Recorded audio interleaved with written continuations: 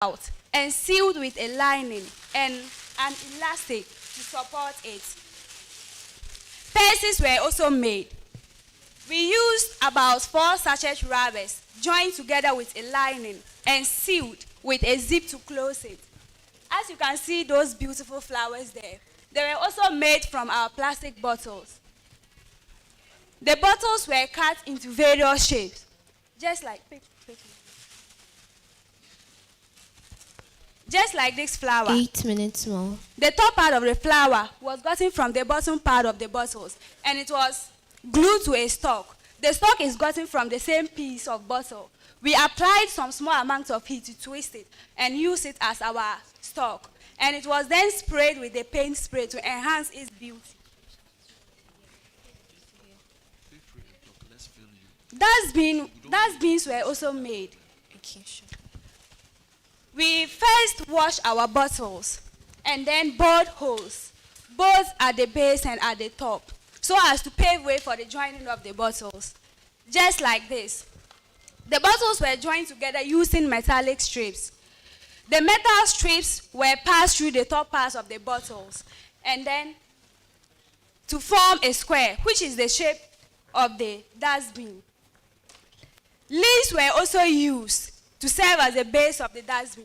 We joined the leaves together 7 and then minutes attach more. it to the base of our dustbin. Who serves at the base? Taking it from here, these are some of the awesome products we obtained from our plastic waste. With our raincoat, it serves the purpose of protecting us from rains during the rainy seasons. The bonnet is worn by women to protect their hairdos from the rains as well, or while they go to take their bath. The purse serves as a case where our pencils, pens and erasers and other items are kept. It could also serve as a safeguard where our phones are kept during the rains. The flowers and the coconut tree enhance the beauty of our offices or homes when placed as decorative elements. Aside that, these flowers could be given to loved ones as presents during occasions or under normal basis. I would actually recommend these flowers to our judge, Mr. Kelvin, to give this to mommy back at home, and I bet you she would be very happy. Also, our dustbin is placed in our offices and for convenient disposal of rubbish. With the design of our dustbin, you simply have to place a plastic bag in it and dispose your rubbish efficiently, after which you take out the plastic bag and dispose it. This is a laundry basket we have here, and it's meant for keeping our dirty clothes in and then given out for washing at the laundry. Ladies and gentlemen, we want you all to consider our project as one of the best because in producing all these items, no thermal treatment was involved, which would have resulted to the release of harmful gases into the atmosphere, thereby causing health hazards to us.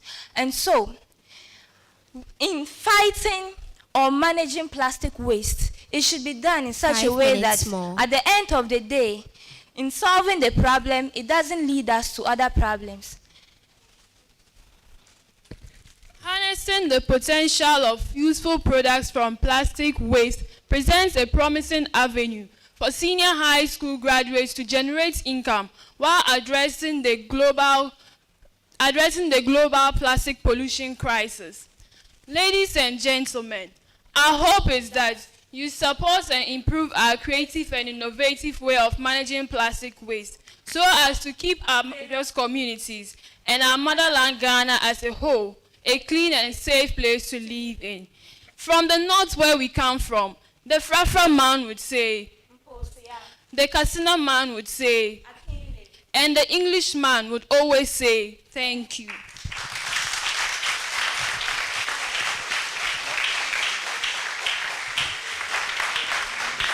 Thank you very much, Our Lady. We will invite Notre Dame to come to the stage.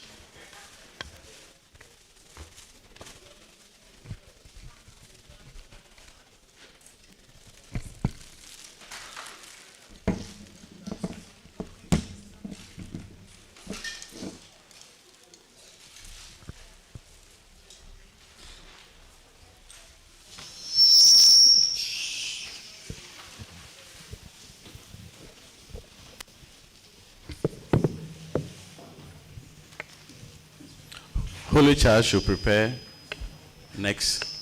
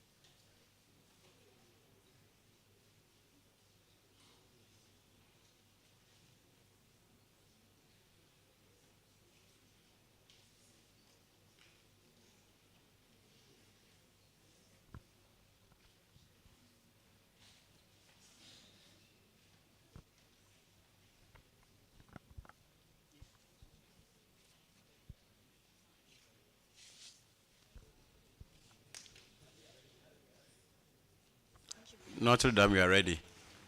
If you are ready, continue.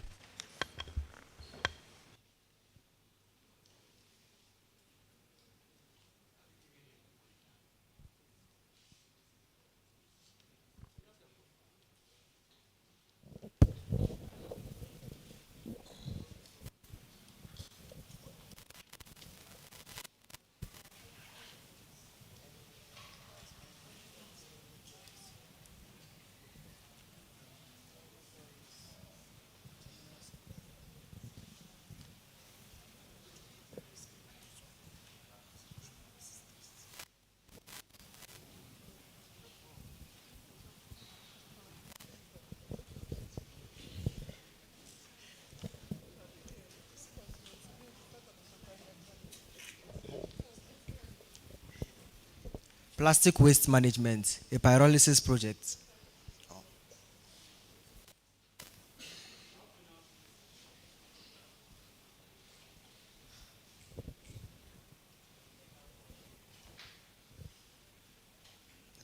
Plastic waste management, a pyrolysis project. Let's imagine a world where waste becomes a resource, where the concept of trash is replaced with treasure. Together, we'll explore innovative solutions and the art of turning garbage into gold. Welcome to a world where waste is no longer a problem, but a pathway to a greener, cleaner, and more sustainable future. My name is Dramani Benedict, and my brothers are Achina Levi Atudue, Awelane Jonathan, Abeso Marcelinus, Apana Godfrey. And we are here to present to you a solution to the world's plastic menace we see around today. The world's plastic journey started as far back as 1869, when a scientist by name John Wesley Hyatt, in looking for a substitute for ivory, invented a compound which he called celluloid. Other developments were made in plastics, notably by Leo Baekeland, who invented Bakelite in 1907. Nylon came around the 1930s, and thus started a plastic boom. Unfortunately, the rates of plastic management could not catch up with the rate of plastic development, and as such, the result is the widespread pollution we see today. Introduction to plastic waste management. Plastic waste management basically are the different methods that are employed in order to dispose of the plastic waste which we generate. And why is this important? There is a need for us to dispose of our plastic waste properly, because plastic waste causes a lot of harm to the environment, most especially to aquatic and plant life. What can we do about it? It can be seen that current plastic waste management methods have proven insufficient in dealing with the plastic menace we see today. So there is a need to look away from the conventional methods of dealing with the plastic waste. And look to new and innovative solutions that not only take that not only cleans the environment, but also gains a benefit from the plastic waste we see around us. Thank you. Speaking of plastic waste management, speaking about solutions to plastic waste, there cannot be solutions without a problem. As the old saying goes, there's no smoke without a fire. So what is this fire we're talking about? What is this problem that we're talking about over here? The problem is plastic waste. Plastic waste does not decompose easily and takes a very long time before it decomposes. According to research, plastic takes approximately 450 years before it decomposes completely. Do you know what this means? It means that when you buy water and you drop it onto the sachet onto the floor, your children, and even possibly those children's children will pass by, and that plastic will still remain on the floor. The implications of this include stopping reduction of plant growth. What I mean by this is when you throw the plastic onto the floor, it stops the plant from growing well. When a seed falls onto plastic, it is unable to grow. And also, when plastic is burned, it produces poisonous chemicals which comes back to affect all of us, and also produces greenhouse gases. These greenhouse gases generate climate change. Also, in the aquatic habitat, plastic waste goes to affect aquatic life when they end up eating plastic by mistake, and we also end up eating those plastics. So what are the current methods of dealing with plastic? The current methods of dealing with plastic waste are recycling, incineration, and landfilling. All of these methods are good, but they are not good enough. This is because almost all of the methods stated over here, the plastic still goes back into the soil. Just imagine landfilling, where the plastic is taken from various places and kept back into the same soil. And so today we come to explain to you people a better, much more creative, greener and cleaner way to go. And that's Pyrolysis is a process which converts plastic waste into useful products through heating in the absence of oxygen. How does it work? The waste is heated to high temperatures of about 300 degrees Celsius in anaerobic conditions, which is decomposed into vapors which can be condensed to produce other useful products. However, catalysts could be used to burn the plastics under relatively lower temperatures of about 150 degrees Celsius. What are the advantages of this method? This method is advantageous in the sense that it helps us to recover the energy that is locked up in the plastics alongside properly disposing our wastes. However, incomplete pyrolysis can result in formation of undesirable products which include dioxins and furans. But this is taken care of in our system, as there is water to dissolve those gases and also is closed. So under normal conditions, these gases could be controlled and prevented from releasing them into the atmosphere, which could cause other troubles. Now, this is the actual project. This is our cracking unit, which is made up of iron. It is in this container that we put our plastics, which are now heated to high temperatures. The plastics decompose and are turned to vapors. The vapors are subsequently condensed into this small container. Those with higher molecular weights condense here. Those with lower molecular weights pass through into the condenser here. However, the gas, which is the main product of our system, goes through into the water and is collected here. This is the process. This is the team working on the project.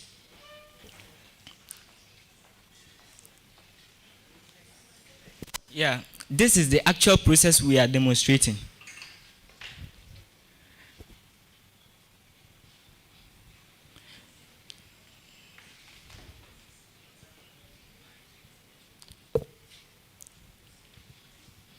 This is the actual experiment.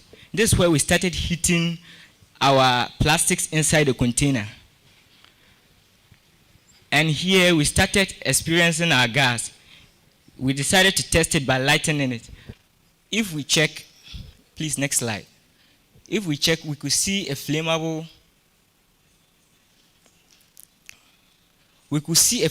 gas which is very clean for heating processes and other things that might need heat. This is the first container I was talking about. These ones are not all that combustible. In fact, they turn back into plastics. But the subsequent container, the smaller one that follows it, we have more dose of lower molecular weights, which can be distilled further to produce other fuels which could be used for heating and other problems.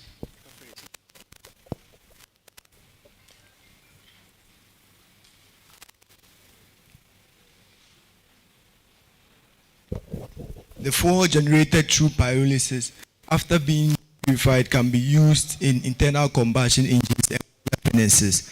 But however, not all plastic materials are suitable for pyrolysis. PVC and polyethylene are not suitable because they may produce harmful chlorine gas and HCl, which might corrode our reactor over there. But the suitable material, plastic material used for pyrolysis include high-density polyethylene, polyethylene terephthalate, polypropylene, and polyester. What are the precautions that must be taken in pyrolysis process? The setup should be airtight to prevent possible escaping of the gases. Burning should be done in an open place with safety reason and fire safety. Pyrolysis is done at high temperatures, and there is the need for a fire extinguisher to be by your side to be able to control any fire outbreak. And equipment maintenance. The materials or the equipment are very delicate, and we have to ensure that they are properly handled with care to ensure the feasibility of the process. What are the benefits of pyrolysis? Economic benefits. Pyrolysis tends to reduce the import bill of non-oil generating countries. Countries that produce oil can use the pyrolysis process to generate oil for use. Energy recovery. Pyrolysis allows energy recovery alongside proper disposal of waste. Job creation. A recycling company in Sweden, UK, operated by Recycling Technologies, employs 130 workers. And our colleagues who came earlier on have nice presentations. But then after the use of these materials like the raincoats and other things are being disposed into the atmosphere, they are left into the earth, which cannot be biodegraded. But through the process of pyrolysis, we can furthermore convert these materials into fuel for use.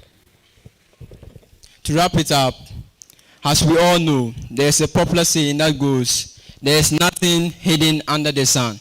Therefore, we, the gentlemen from Notre Dame Minor Seminary Senior High School, have dug deep and wide and discovered that it wasn't only plastic, it wasn't only gold that was precious, but also plastics are of more value to us than the waste we initially saw it to be.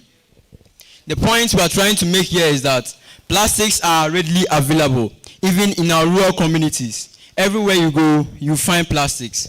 Research has it that over 400 million tons of plastics are produced annually over the globe, and 1.1 million tons of plastics are produced locally.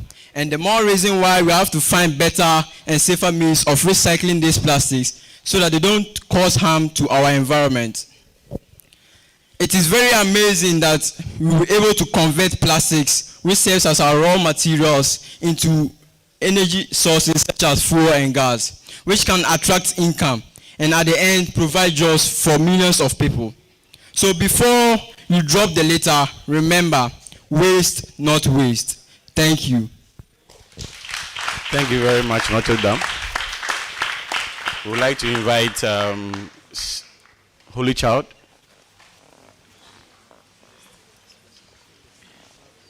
Holy Spirit, get ready.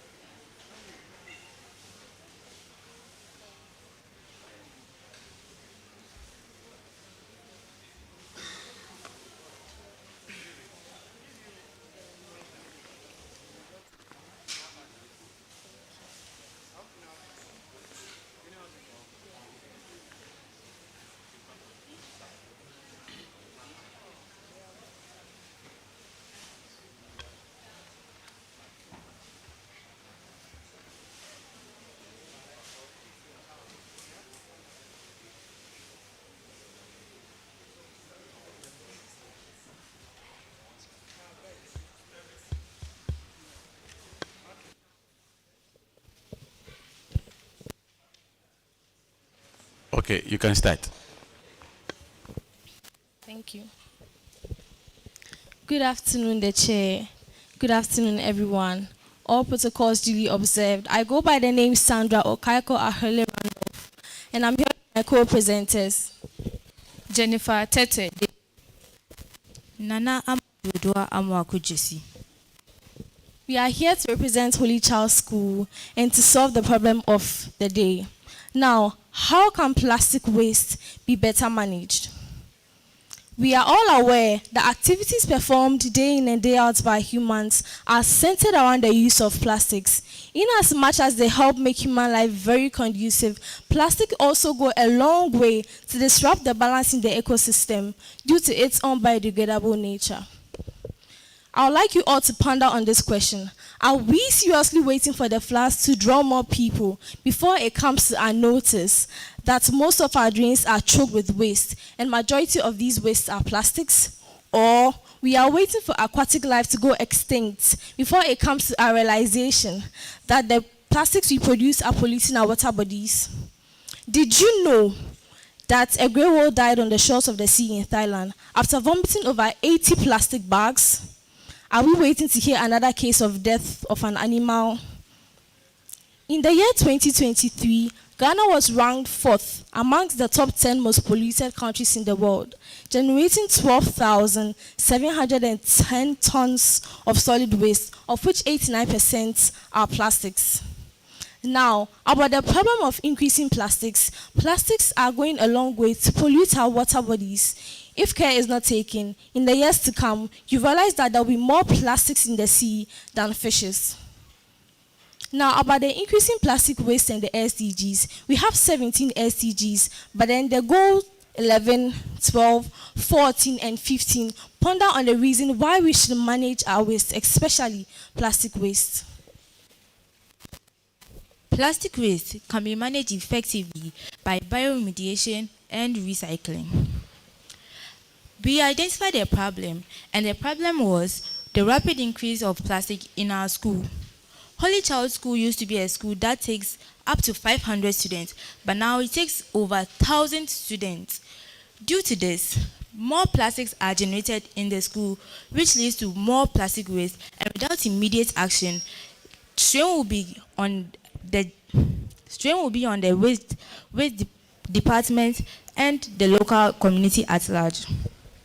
Research questions that were developed during our search was, why is there an increase in plastic waste, and are these plastics properly managed? The hypothesis we got was plastic waste can be converted into useful items. Our aim is to reduce plastic waste by making tote bags, car covers, raincoats, among others, that can be used in and out of the school. Items that were used in this production were bottle covers and their bottles, and sachets and their bags, among other stuff. For the process of the apron, we gathered rubber bags and we sewed them into pieces. How we call them is plastic fabrics. We sewed them into yards and we cut out the patterns. Ribbons were put at the edges for fastening at the neck and at the waist.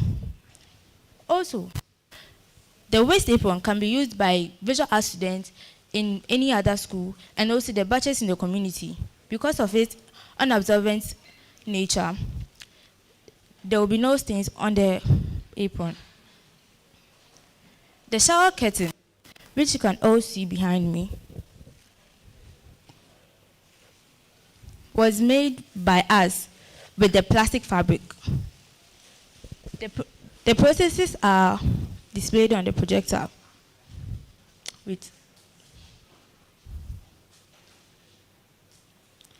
Hacksaws were used to cut the hooks of hangers, and grommets were fixed. So that they can strengthen the holes that were made. The hangers will act as a hold for wherever the person wants to put the shower curtain. The shower curtain can be used in our schools, our homes, and even in hotels. 10 minutes more. The bag was also made from the plastic fabric. A strip of plastic fabric was used to make the handles, and lining was attached for extra strength and quality. The bags can be used by students in our school instead of the school bags, and also by women when they are going for shopping. Now, about the car covers, our main project. First, take a sketch of a car, the side view and the front view, or any other view of your choice. Then, you take the dimensions of the car and assign it onto the drawing. Now, you join pieces of sachets to form a plastic fabric. You cut out the patterns and join at the sides. This is the final result of our car cover. So, I know you are wondering that these the only we made. Of course not. There are more items.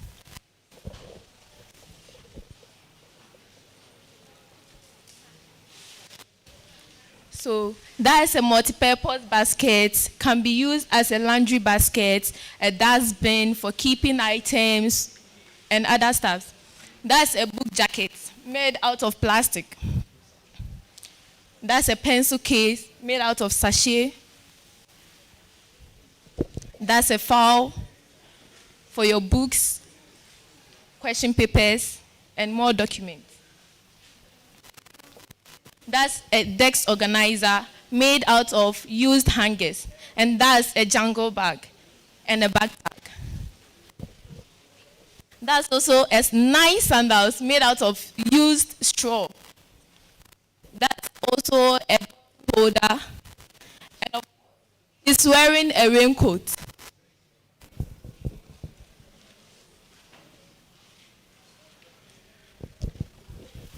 A cute flower vase made out of bottles and the white plastic spoons.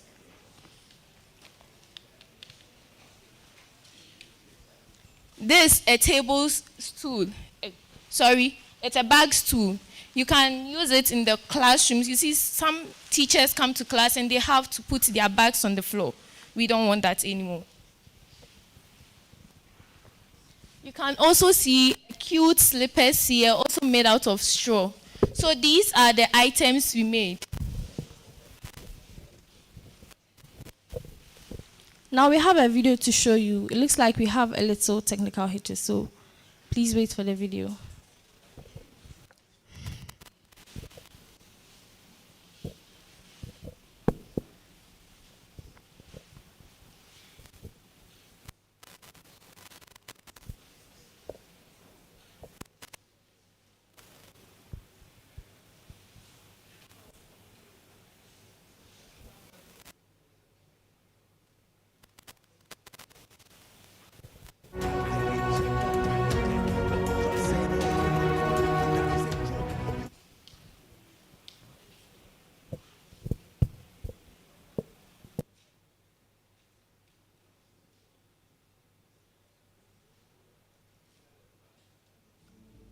Somebody was supposed to sign something on you.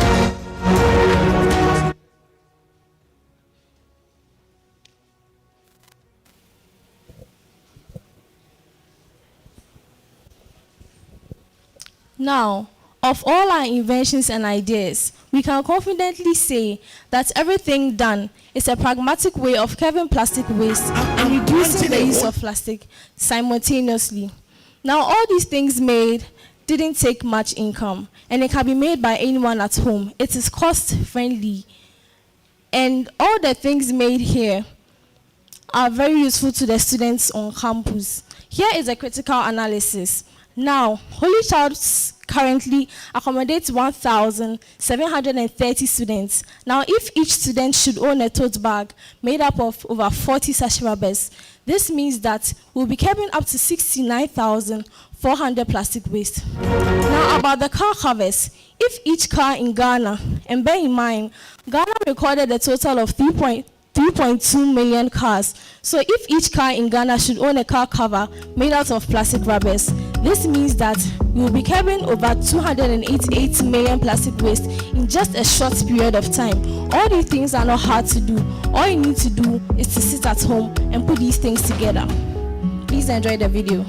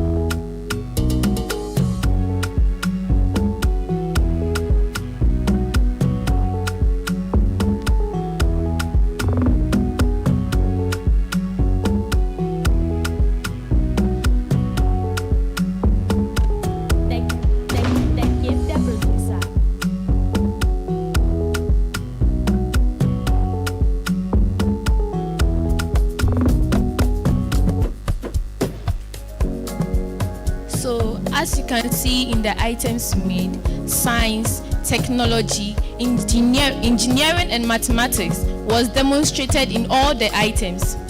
To talk about the science, we dealt with the identification of the problem, the analysis, finding solutions to it.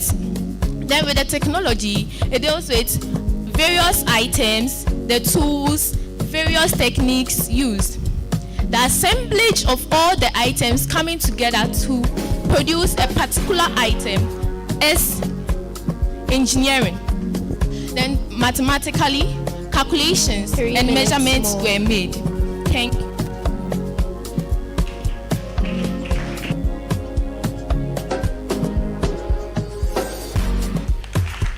Thank you very much, Holy Child. Welcome, Holy Spirit, onto the stage.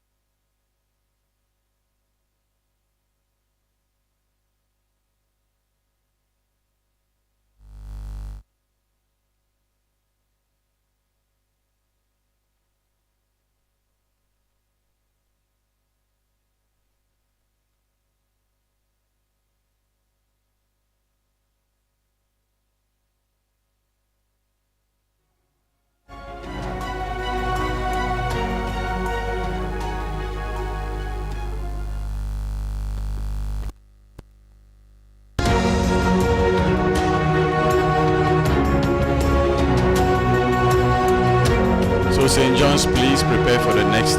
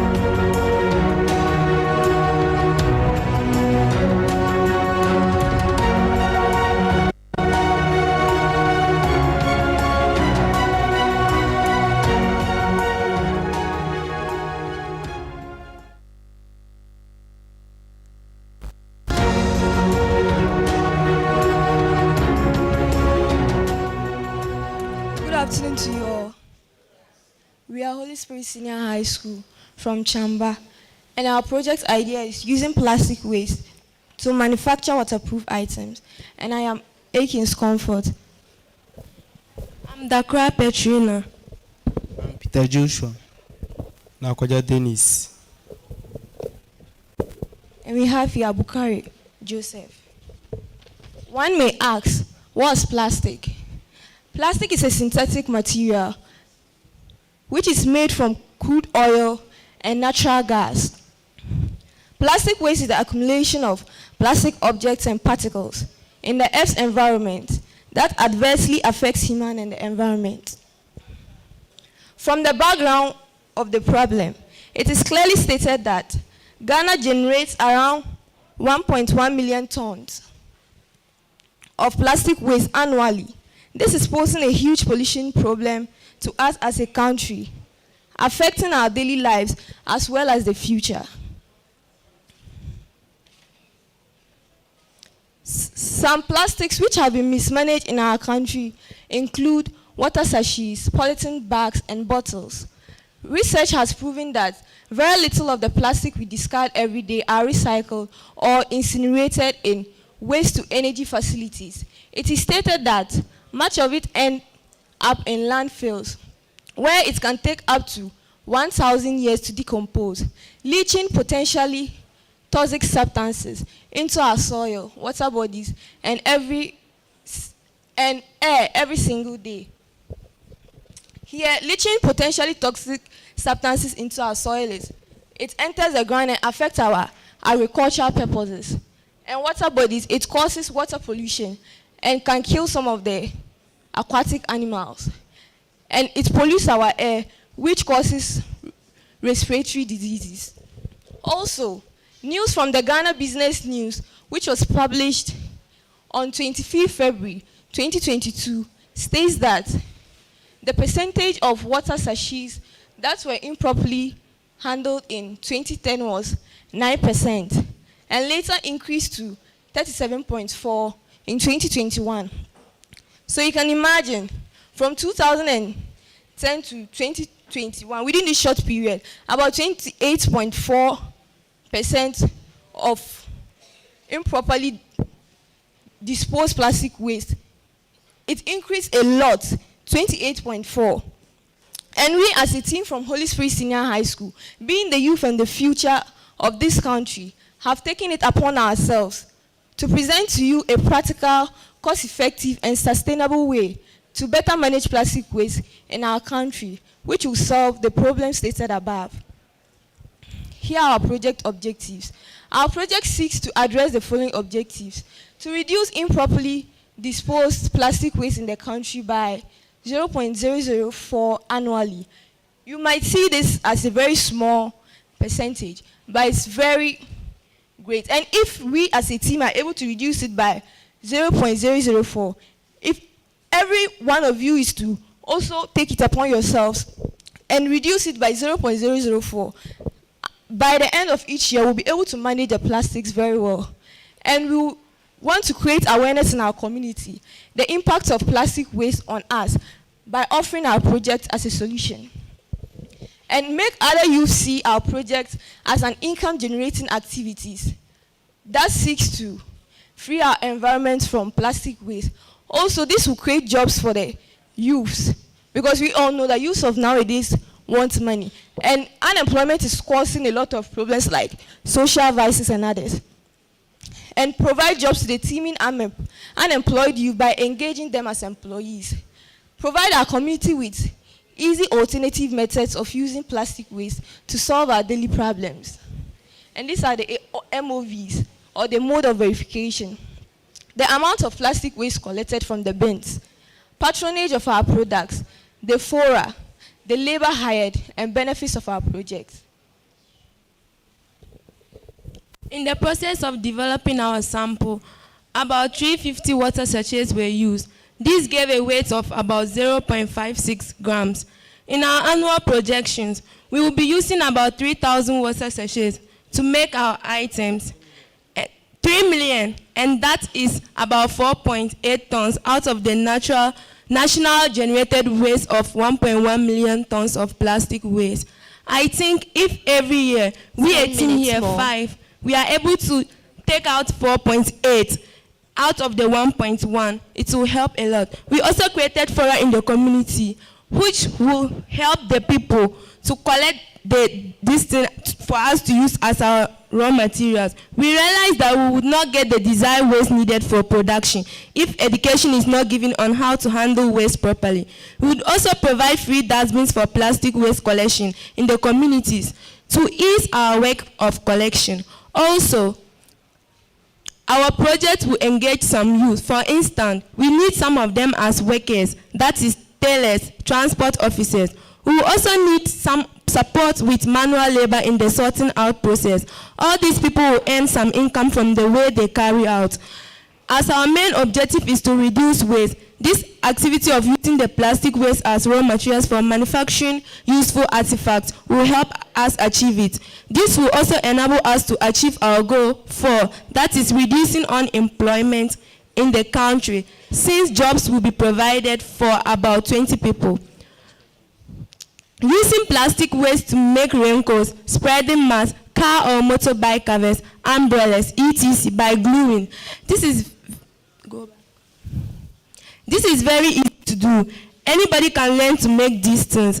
The items produced are very useful to us humans. For instance, car or motorbike covers can be used to protect motor vehicles from rain, and spreading mats can be used for drying cereals and grains. Our project. There are many ways by which already used plastic can be reused as raw materials to manufacture other items. This is why we have come out with a creative and an innovative idea which will help us make good use of plastic waste, which pollutes our environment. more. Generally, we have 2 types of plastics, which are thermoplastics and thermosets. Thermoplastics are types of plastics that melt or flow on heating and harden on cooling. This is due to the weak van der Waals forces that are between the molecules of thermoplastic materials. Examples of thermoplastics are polythene, polyvinyl chloride, polypropylene, etc. Thermosetting or thermoset consists of plastics that do not melt but rather char, that is turn black on heating. Thermosets consist of cross-linked covalent bonds which give it property of not being able to melt on heating. Examples of thermosets are bakelite, urea methanol, etc. Our concentration is on thermoplastics since they can be easily recycled with simple machines. Examples include water sachet, plastic bottles. Thermosetting plastics can also be recycled with the use of heavy industrial machines. Our idea is to use plastic waste to manufacture waterproof items such as raincoats, bags, car or motorbike covers, umbrellas, and so on. Our project for this competition, therefore, is to make a raincoat with a white lining, which helps to reduce the amount of heat retained when wearing it, since white reflects all colors and absorbs none. Scientifically, all colors absorb some amount of heat, except white. Items. Our project idea, training received by the National Commission for Civic Education on how to manage plastic waste. Education institutions and organizations on what plastic waste can be used for. Studying books, the internet, and monitoring the latest fashion trend. Benefits of our project.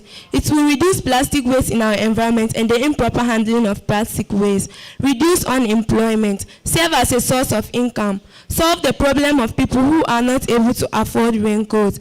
That is those who are not able to afford other raincoats, because our raincoats will be more 6 cheaper. minutes more. Items and tools needed for our project: hot glue gun and glue, washing basin, pure water sachet, detergents for washing, hand gloves for picking the plastic waste, waste bins, pair of scissors, and liners. The steps involved in producing raincoat and umbrella. First of all, we gathered water sachets that were left in the environment at first. Then secondly, we sorted it out. We used those that we could use to manufacture the raincoat and the umbrellas, and then those we couldn't use, we melted it and used it as bees. Then thirdly, with the use of a scissors, we cut and opened the water sachets and joined them together. Then to get a very neat and hazardous free item, we thoroughly washed it, and we also we wash the plastics to ensure 5 that minutes. the plastics 5 are minutes. clean. Then we join the pieces together with the use of a hot glue gun.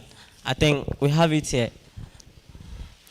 With the use of the hot glue gun, you don't perforate any hole or you don't make any hole on a material Less as than compared 5 to the minutes stitches. more.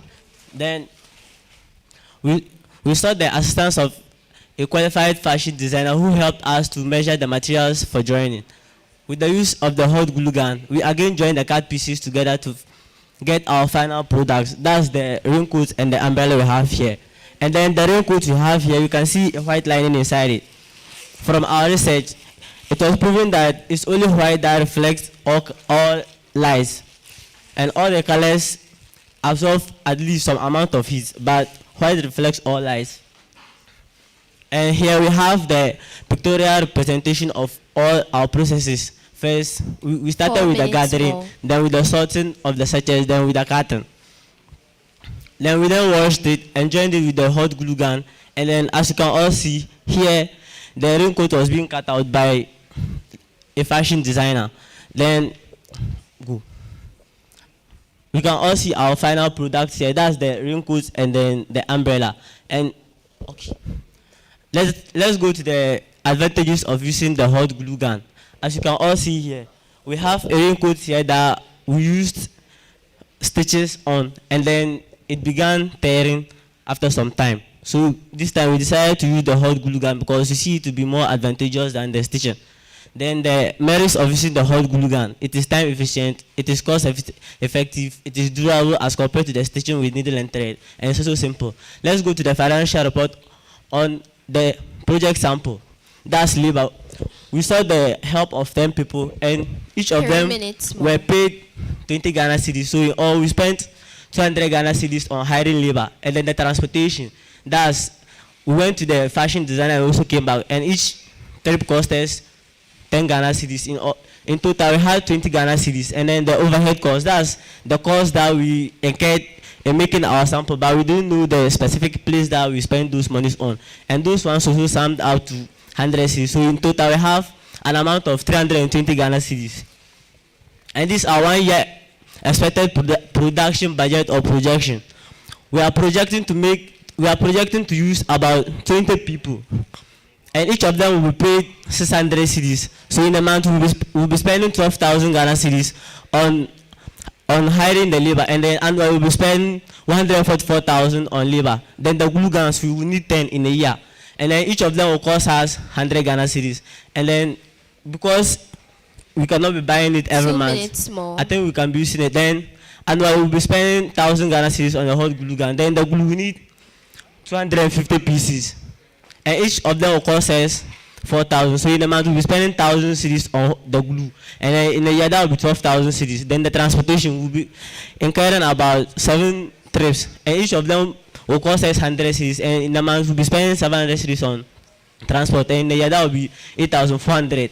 And the overhead cost here we have will be 1,500, and in total we'll have 18,000 as the overhead cost. That's per our projection. So in total we have an amount of 183,400.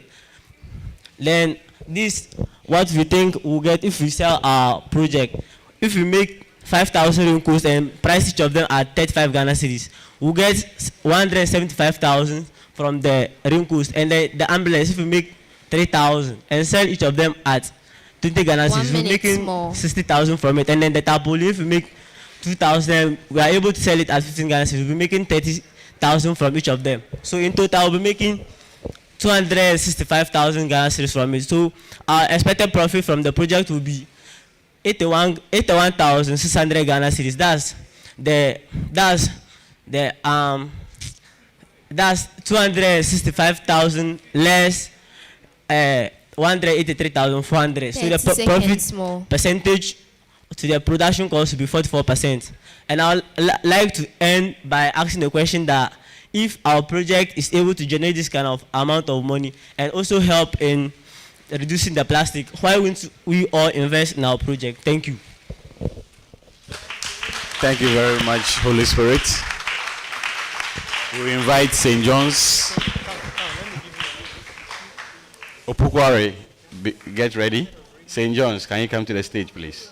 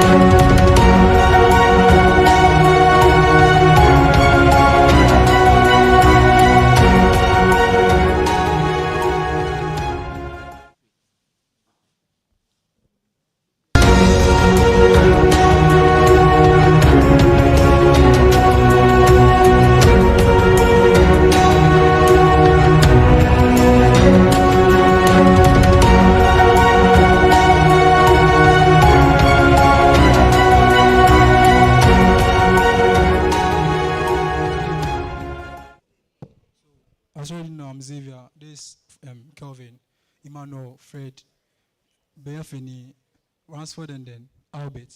So we are representing St. John's School. So as we all know, we're already here for the plastic waste management. And the reason why we're here is because of the plastic waste management. So when you talk of plastics, plastics are materials made up of synthetic and semi-synthetic organic compounds that are malleable, and hence they can be molded into new forms and shapes. And then they are made up of carbon, hydrogen, and oxygen. As we all know, some experts know that plastics are among the few new chemicals that pose harm to our environment. Ghana alone produces 840,000 tons of plastics each year. So with this, it means they have some negative effects, although plastics have very important uses. But the reason why we're here is because of the negative effects. So we move on to the negative effects of plastics. So we all know that plastics are non-biodegradable. Some of them, because we have bioplastics here. So some of them are non-biodegradable. Some take very long time. So it take a longer time of years to decompose. And then they also block our drainage systems and then prevent our gutters that's leading to flood. Accra is a great example. So we move on to controlling plastic waste. But before we move on to controlling plastic, what are plastic waste? Plastic waste are plastic materials that have been discarded and are of no use again. So what is the best way of controlling plastic? I know some of you will be thinking, oh, pyrolysis, incineration, putting them in landfill sites, dumping them in the ocean, which is very bad. We all know that. The best way that has been accepted worldwide to control plastics is plastic recycling. And when you talk of plastic recycling, what is plastic recycling? Plastic recycling is basically turning or processing plastic waste into useful products. So we'll now move on to the scientific approach that we use in solving this problem. So I'll invite my brother Kelvin to do that for me. Thank you.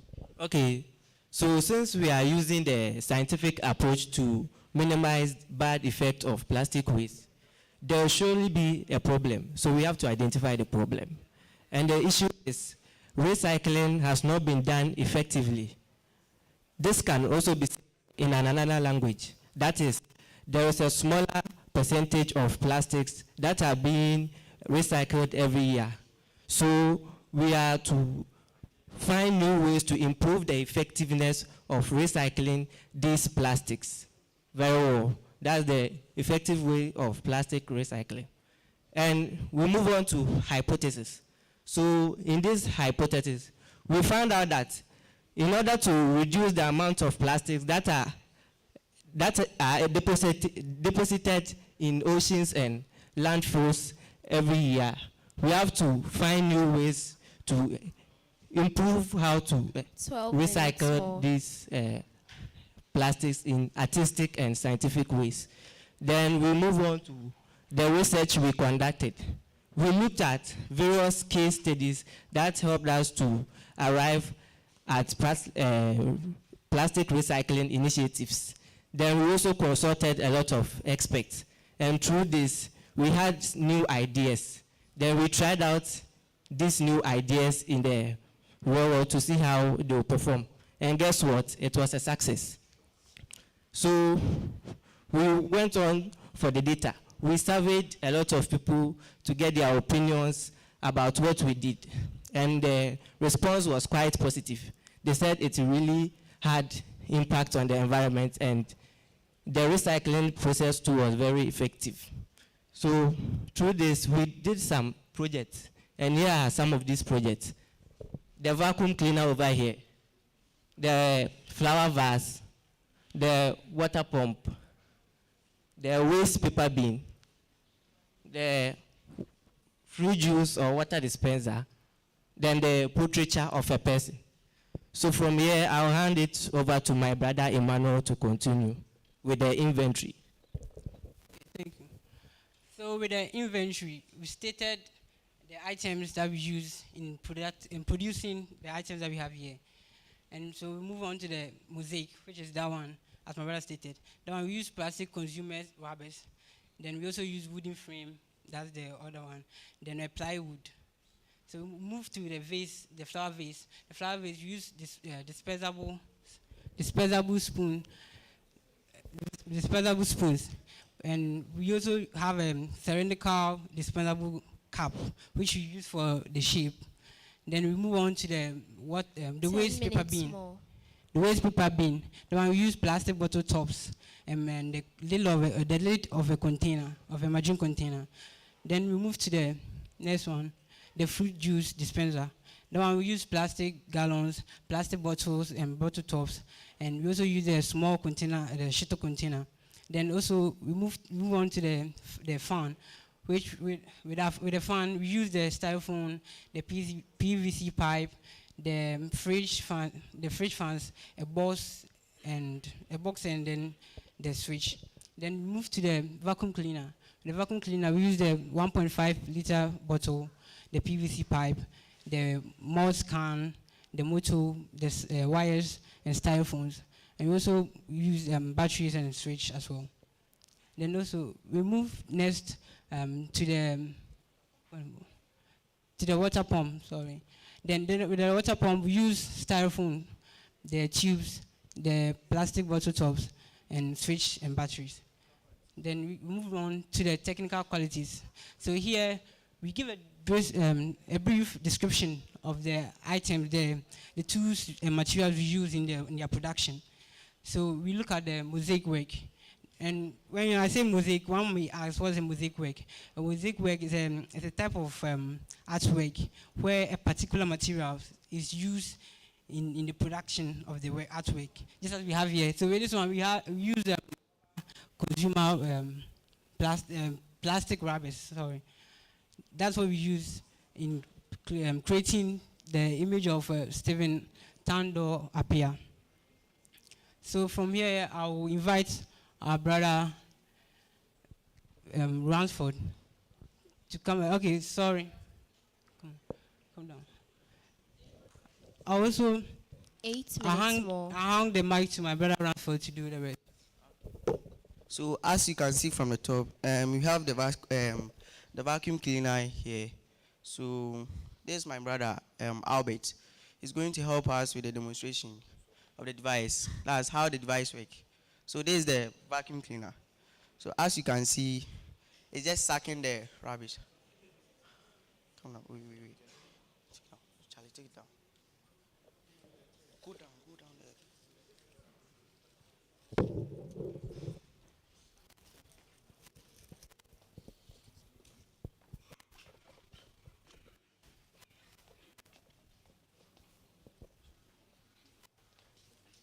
So let's take this. Wait. This our rubbish. Yeah. Because it's a prototype, that's why we are using the styrofoam. It's a type of plastic. So this is how the device works. When you switch on the when you switch on the device, the stand starts to blow. When the fan starts to blow, the fan is molded in such a way that it will draw air back. So these are the holes here. So when the fan starts to rotate, the water here, it shouldn't be locked up in the machine, so it has to come out. So we created these rules for it. So now it's come to demonstrate how it works. So please switch it on. So as you can see, the machine is sucking the rubbish. So this device can be used in our chore buses in the school. That's at times when you pour some gari, when you take gari from the chore bus, then you want to do some soak. Accidentally, some of them will fall in the chore bus. So you can use the vacuum cleaner to take the gari from the boxes. So we designed this machine for those who like the soak. That will help us clean our chore buses. So that's one device. As you can see, we're able to do the fruit juice dispenser. So this is the fruit juice dispenser. You see, for me like this, I'm lazy. So maybe when you are in your prep room, then you have like, let's say you have water or drink that you want to take in. We've actually designed this device for you.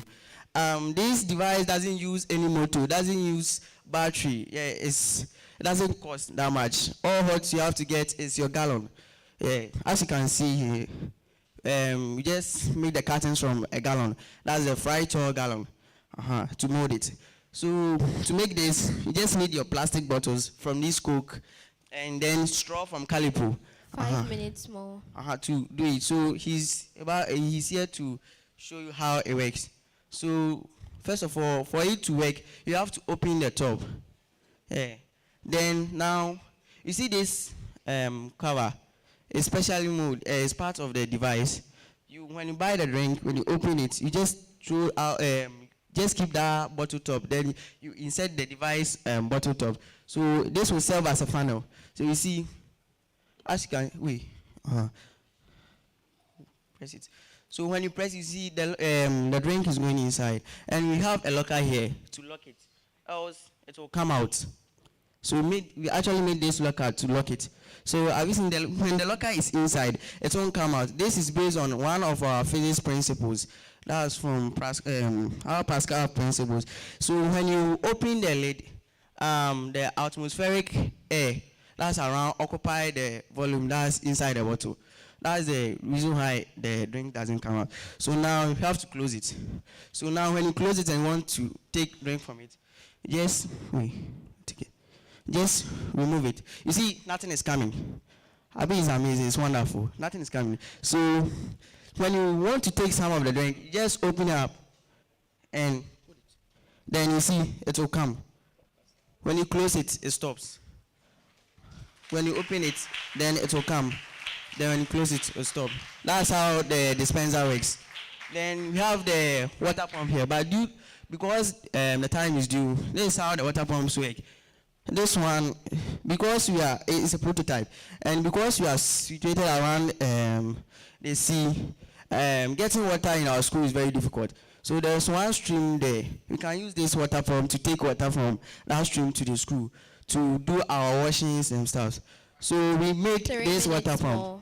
So when you switch on, this is the switch. When you switch it on, you see the machine is making some noise. There's a turbine inside that's rotating. So this turbine is producing air. Then this air will suck the water from that stream, then send it to where you want. So this one you can just, because it's a prototype, if it's the machine, we can just connect it with the rubber hose, which is the type of plastic. Then we can use it to take water from one place to another. And here is the fan. Shall I the battery? So please, here is the student fan. At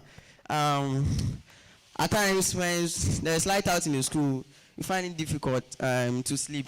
You see the room is hot, so we thought of doing a student fan. So this fan has two fans from fridges. So these are just fans from fridges. So when you switch it on, it has to rotate. When it rotates, then it gives you fresh air. 2 minutes more. So that's the scientific aspect of the plastic, the scientific use from plastic. Thank you. I'll just invite my brother Xavier to continue with the rest. Okay, so move on to the artistic ones. Here we have a waste paper bin made up of plastic top, but bottle tops. We use plastic glues 1 to minute, 30 seconds. fold, get these ones together.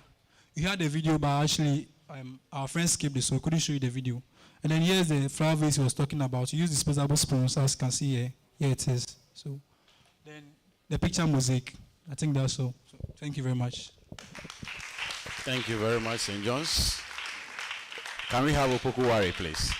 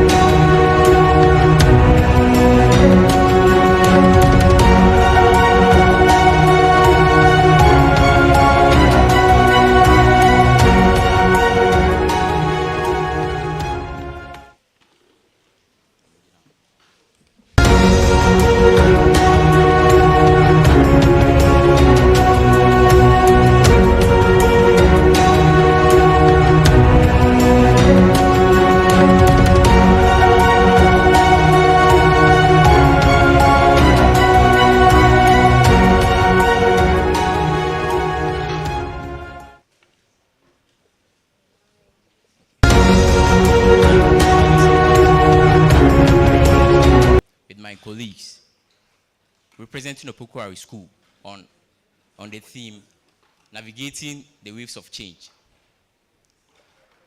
This is our presentation outline. Okay. Today, we are privileged on shedding on light. We are privileged of shedding on light. Today, we are privileged of shedding on light on this matter. Sorry.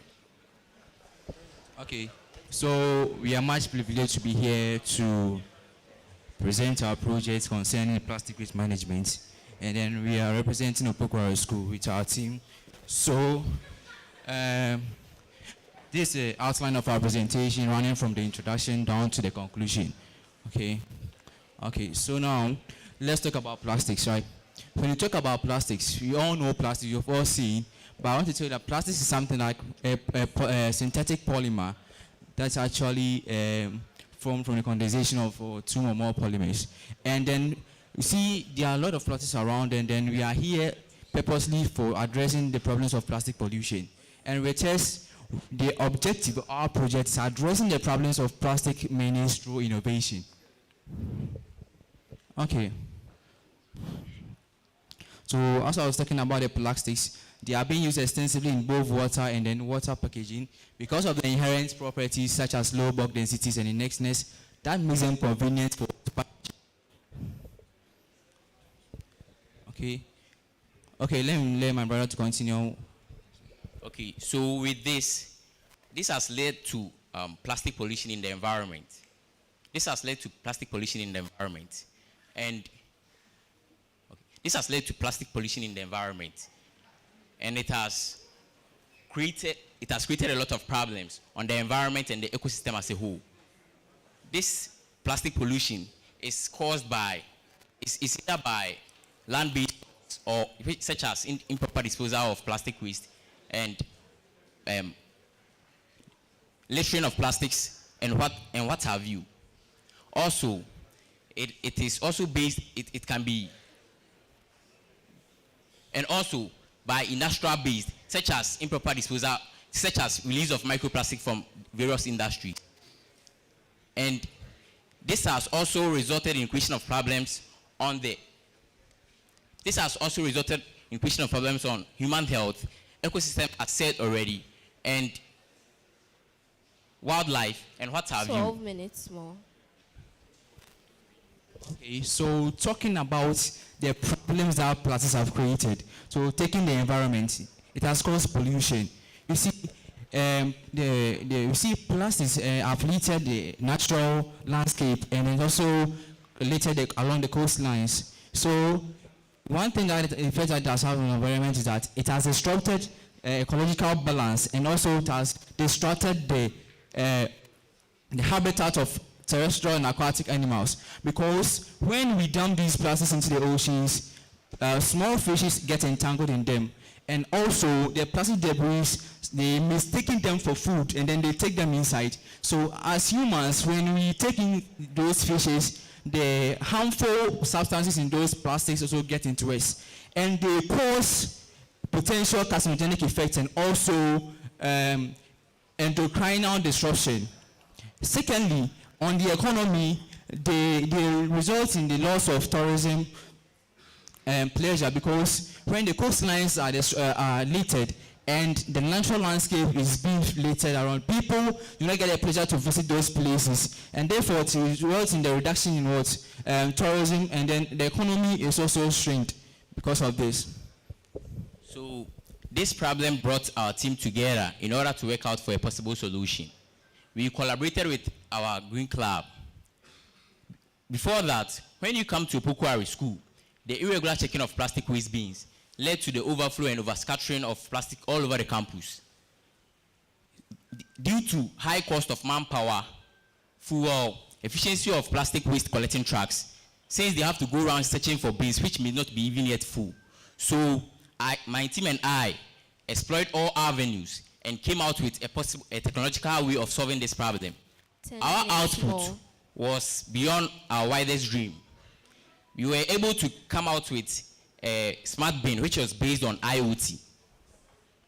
Okay, so the IoT base is actually, it's also called a smart bin or the smart collection. And also, the idea behind this is that, you see, there are a lot of waste bins around, but people still feel reluctant to drop their waste inside. So we try to design this bin to make people feel the pleasure and then attract people. Because for me, instance, see, this how it is made. It is designed, it includes sensors and microcontrollers. So this is actually how it works. The ultrasonic sensor there senses the distance of the approacher. So it opens automatically for you to drop the waste inside. Okay. So after dropping the waste, it closes automatically. And as I was saying, for me, if I see the normal waste bins around, I will be attracted to this because it's fun to use. Okay. So these are the components that we use in making this waste bin. We have the NODEM CU, the ultrasonic sensor, the servo motor, the jumper wires, and solar panel. Okay. So about the waste bin, it's actually remoted, and it detects when the bin is full. So it has a fuel level monitoring, optimizing of collection routes. So it actually sends a notification to your phone that the bin is full. You don't actually have to move around checking that those bins are full before you go and collect them. It actually sends a message automatically to your phone for you to know that the bins are full, for you to collect the waste from them. Okay, now let us now explore the 3 R's of plastic waste management. That's reuse, reduce, and then recycle. Actually, reuse means that, see, from our projects, there are a lot of projects that we have here. We have the nesting box for chicks. We have actually reused plastic gallons that have outlived their usefulness. It was actually meant for keeping oil, but now it has outlived this usefulness. So we have repurposed it for a nesting box for chicks, for them to lay their eggs inside. And also we have a toolbox here. Actually the smaller oil gallons that we have, and then we have repurposed them into toolbox. Please show it to them. All right. And also we have the plastic blocks here. So these are actually recycled PET plastics. And we have another one here made from the polypropylene plastics also. They can be used for pavements in our bathrooms and others. You see, in various communities, in our home, various homes, they find it difficult to purchase cement to tile up their bathrooms, the compound houses. Some of them you find it difficult to buy cement to tile their bathrooms. So you can use this as a substitute instead of purchasing cement for that. Okay, so it's economically viable. So about non-recyclable plastics, we have some of the plastics that are non-recyclable. How do we solve this problem of these non-recyclable plastics? You have to educate people on how to reuse these plastics and also educate them on effective recycling methods or strategies. Okay. Let my brother to continue.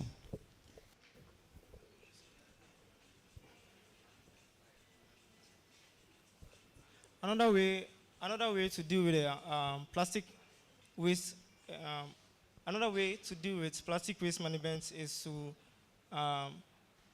detach from normal plastic, normal single-use plastics, and divert to sustainable alternatives, such as diverting from to glass caps, and also diverting from plastic ice cubes.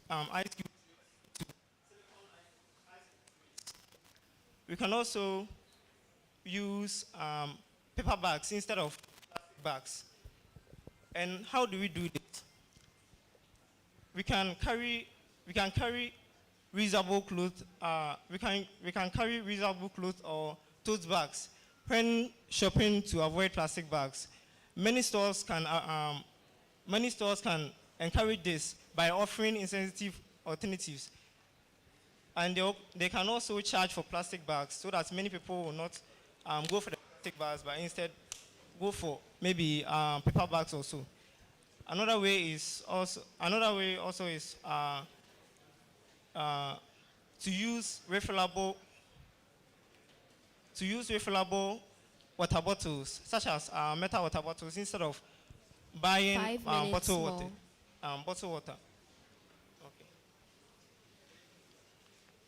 So reducing single-use plastics is not only about, it's about all of us, our personal choices, community efforts, and policy changes. Every small action contributes to a reduction in plastic waste and a healthier environment. Okay, so I was talking about the reducing of single plastics. Awareness have been created, and they do not have been educated on the need to products, and also the need for them to reuse the various plastic products they use in their various households. So we came with the idea of creating a website that educates the general public on various ways or methods to recycle their plastics, and also educate the importance of recycling their plastics in their households, and then the need for them to reuse them to curb the menace of plastic pollution. So as you can see, this actually in our school, we were posting flyers for others to see, the students to see and know that recycling plastics is very important, and you therefore have to do them. Yes. So this is actually the website about her. So you can log into our website and know whatever we have there. You can read about the plastics and ways to count the plastic minutes.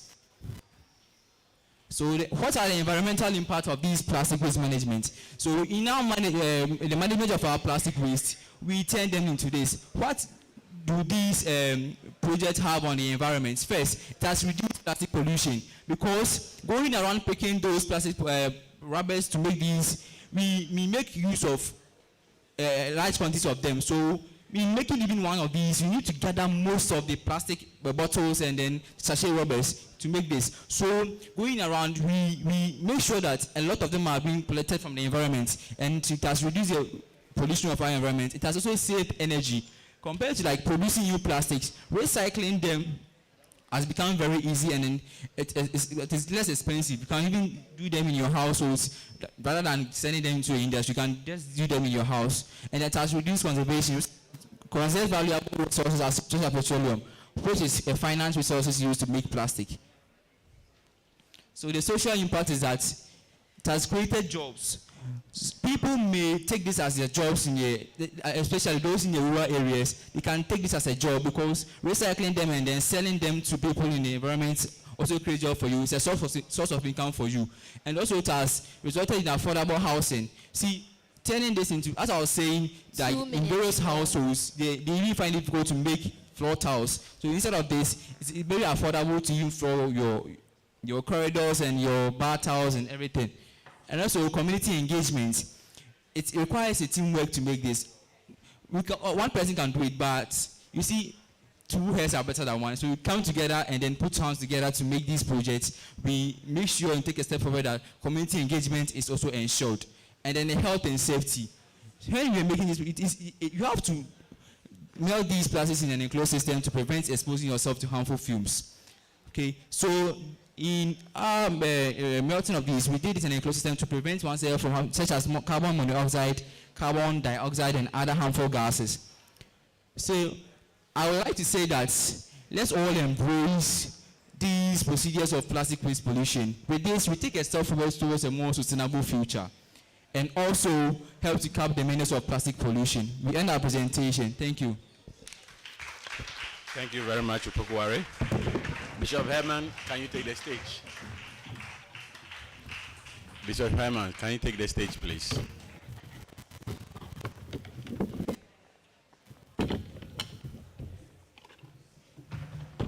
Saint Ignatius, be ready.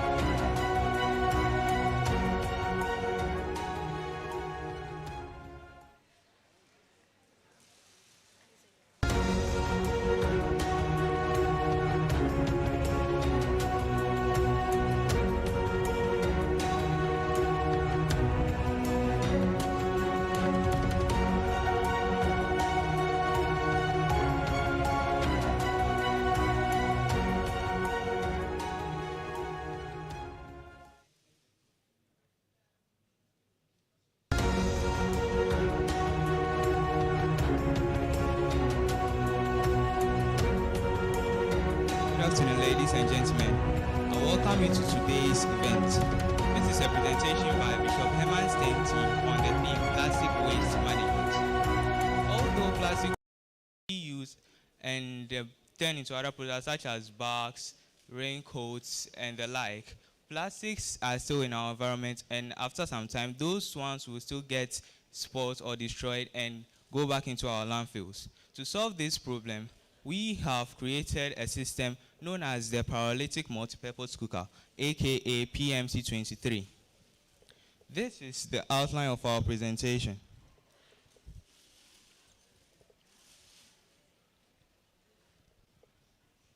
In order to create this project, we identified certain problems. First of all, improper disposal of plastic waste in the environment, causing environmental pollution and endangering living organisms. Indiscriminate disposal of plastic waste in the environment leads to a lot of environmental hazards. Also, the open burning of plastic leads to the emission of toxic chemicals into the environment. Again, ineffective recycling of plastic waste. Plastics are not effectively recycled, hence they still end up in landfills. Also, the burning of plastic leads to the emission of toxic gases into the atmosphere. Effective plastic waste management. Plastic waste are not well managed, hence they still end up in oceans. From 2010 to 2025, an estimated 100 metric tons of plastic would have entered into our oceans. This plastic breaks down into smaller pieces known as micro and nanoplastics.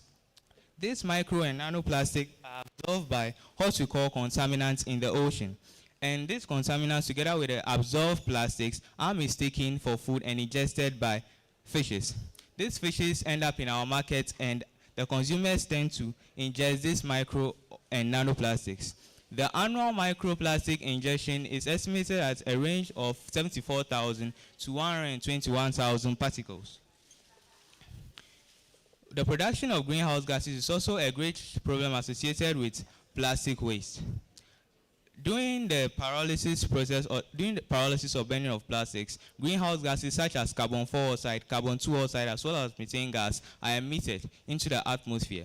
These greenhouse gases lead to the depletion of the ozone layer. They also lead to climate change and also melting of polar ice, which leads to the increase in sea level and flooding. In order to build our projects, our objectives were to design a system that reduces negative environmental impacts of plastic waste, reduces cost of labor when managing plastic waste, and also effectively manages plastic waste.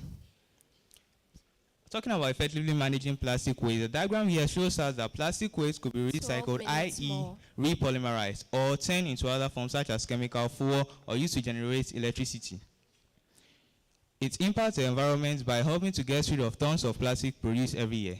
It also caters for the emission of harmful gases during pyrolysis and helps to conserve limited natural resources and energy. It socially impacts by helping reduce the cost of energy for cooking.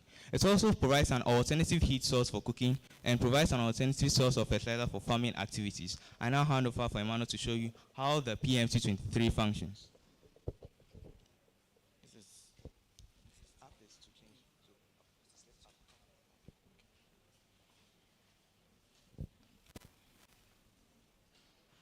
To begin, the Pyrolytic Multipurpose Cooker has a lot of products, but then our main end product is to produce a liquefied natural gas which will be used for cooking. Over here, we have our heating chamber. Now this is where plastics are put in to be melted. We made this chamber airtight, and we also made it to withstand very high temperatures. So this chamber is connected through this tube to this place where it's connected to these two tubes. Now, at 350 degrees Celsius, gases such as ammonia gas, harmful gases, and other particles such as furans and dioxins are released. Now, as these gases are released, this valve is opened. We open this valve.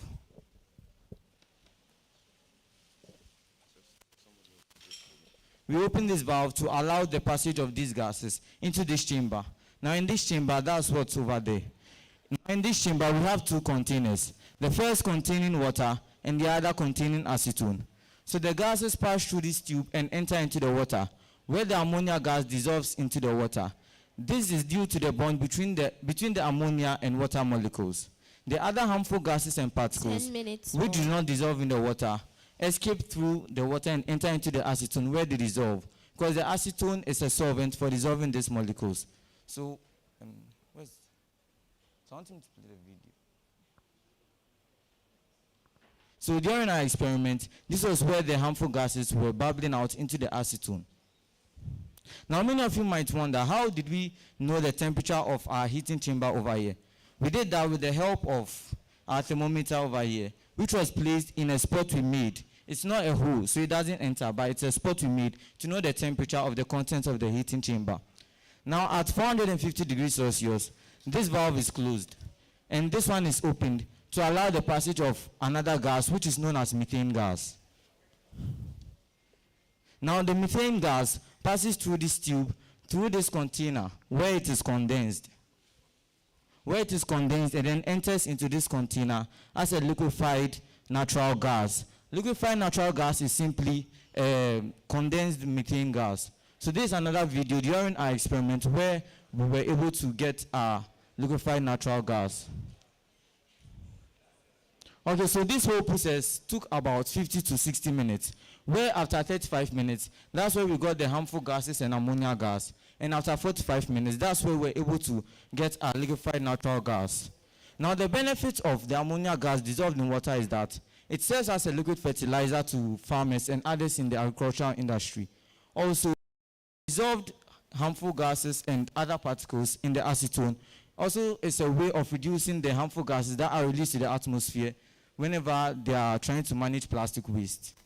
So, in order to produce this liquefied natural gas as a gas for cooking, we have an electric air pump over here, 2 electric air pumps, which sucks the liquefied natural gas and then comes out here as gas for cooking. Now, after all these gases have been extracted, many of you might be wondering what is going to be left in the heating chamber. Now, what's going to be left in here is a substance known as char. Now, this char has a lot of uses. Some of its uses include, it can be burnt as a fuel source for cooking, just like what we commonly know as charcoal, what they usually use in the villages. This char can also be used for construction purposes, to make bricks and other stuffs. This char can also be used as a replacement for carbon black, which is used to produce ink. The char has other useful products which has been scientifically proven. Now to demonstrate producing our gas for cooking,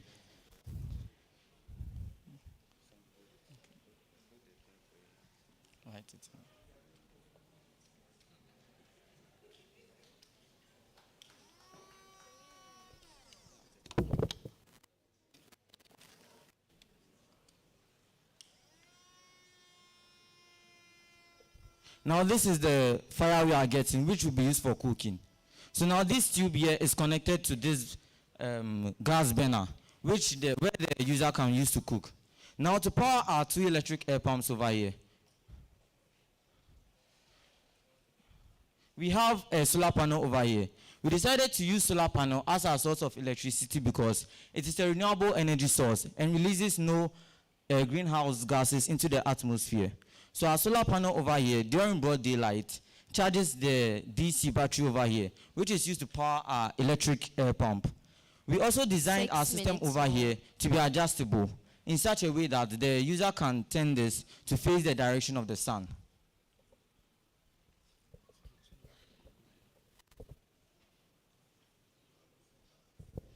We believe that with our system, our world will be made plastic waste free. There will be sustainable alternative source of fuel for cooking. We can militate the emission of greenhouse gases into the atmosphere during recycling. Fertilizer can be produced by alternative means to propel the local agricultural industry.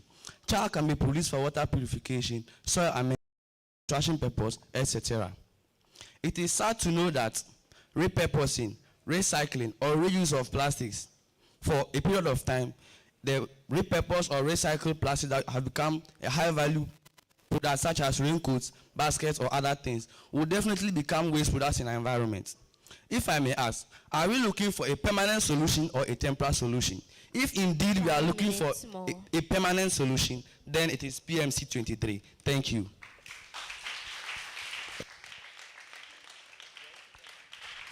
Thank you very much, Bishop Hermas. Saint Ignatius, please come to the stage. Saint Francis, get ready.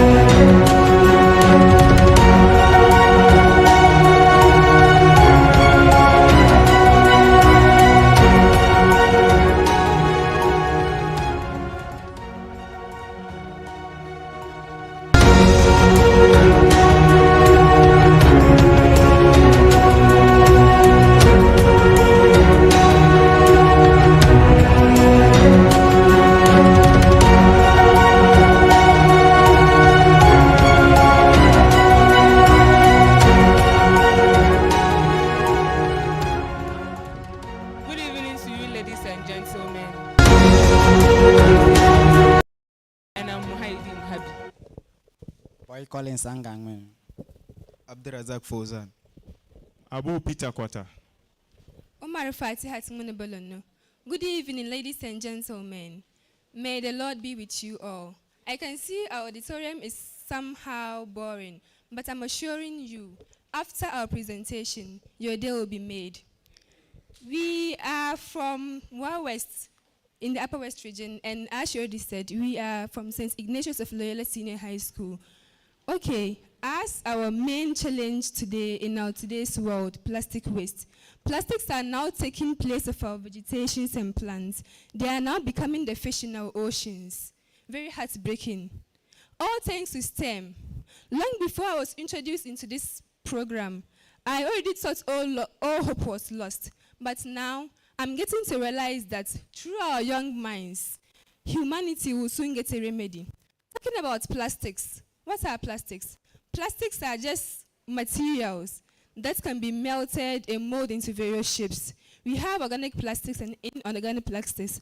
Organic plastics include, they can be gotten from animal horns, etc. And inorganic too, we can have examples like polyethylene. Based on the heat capacity of plastics, they are grouped into two, thermoplastics and thermosets. Thermoplastics are very soft and easy to be recycled. Examples include polyvinyl chloride and amongst others.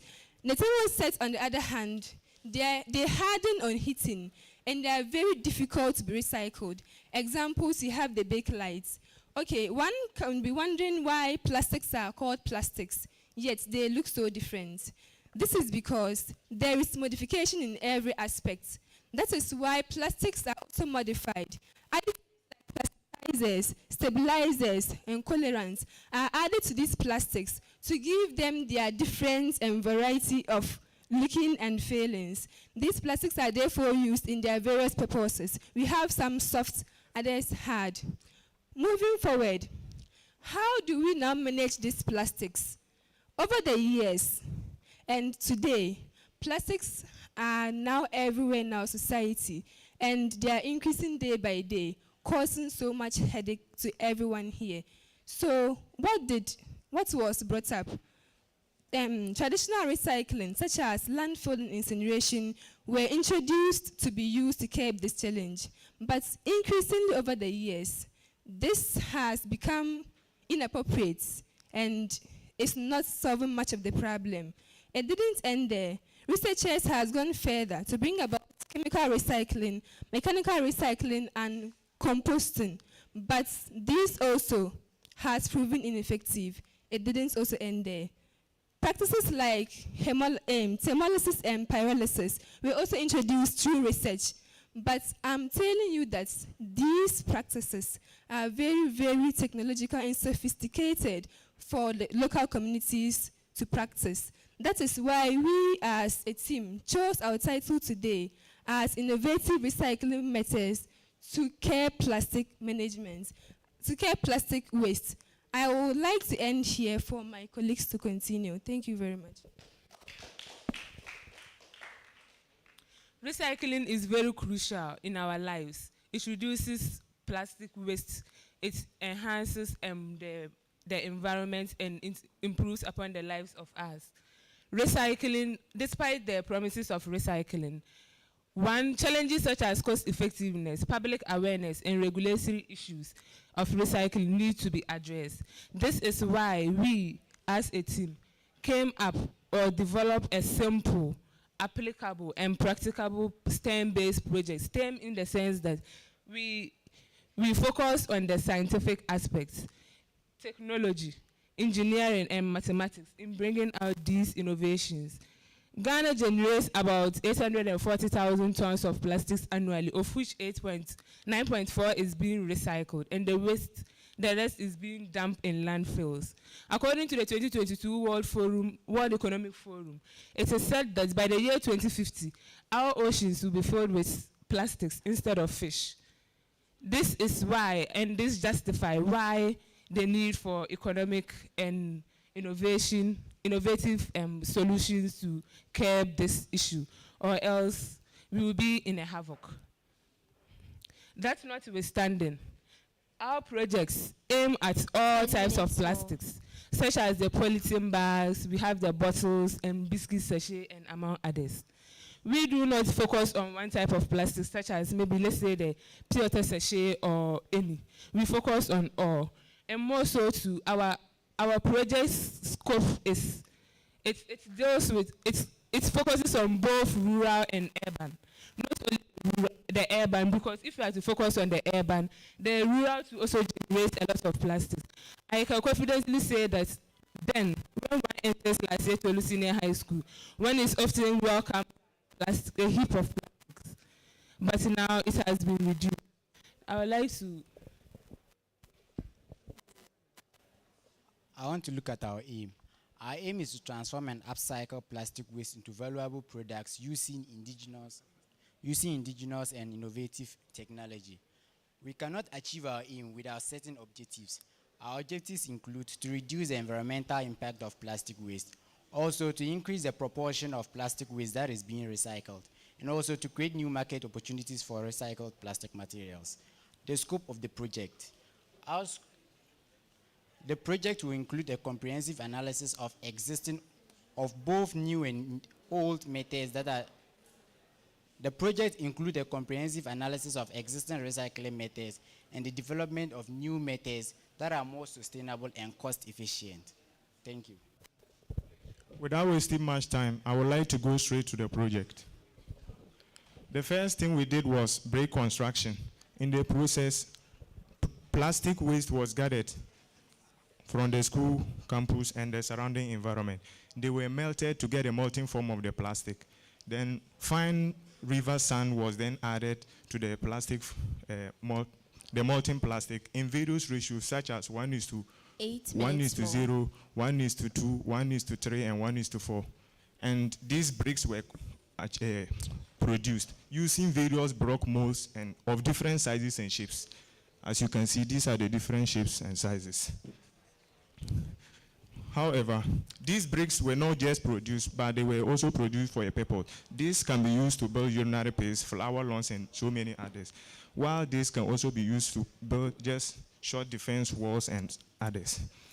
And these are also pavement bricks, which can also be used for pavement, as already mentioned above. Then, I think I would like to hand over to my colleague to continue from where. Sorry. And this whole process was achieved using the indigenous technology. But however, it is somehow tedious in a case where one wants to produce these blocks in a large quantity for an economic purpose. That is why we designed this industrial setup to facilitate the brick molding process. And this is how it works. This industrial setup is made of mainly 3 chambers. This is the first, second, and third. This is the crushing chamber, this is the heating chamber, and this is the mixing chamber. So when you switch it on, you can hear that the setup is moving on well. So in here, the plastic is crushed into smaller sizes and is passed through this tube into this melting chamber. Down there is a source of heat which is applied to the melting chamber to convert the pieces of plastic into molten, and is transferred into the mixing chamber where there's a motor rotating it to mix with the sand effectively. Then the uniform mixture of the sand and plastic is then obtained from the pipe here. There's an outlet here, and then it is transferred into the brick mold and compressed. Then you let it cool for a while, and then your brick is removed. So I would like to hand over to my colleague to continue. 6 minutes more. In recent times, art has been one of the most innovative and technological way of developing the nation. And then from the production of plastic bricks and the knowledge from it, when the molten plastics were passed on from this chamber, we also used a different technology in building up a particular craft which could be used for the embedment of logos and other stuffs. And on this craft, the logo of our proud sponsors, Conrad Adniel Stefan, was decorated on it. And on the other side of the craft was the crest of my own noble institution, St. Ignatius Senior High School.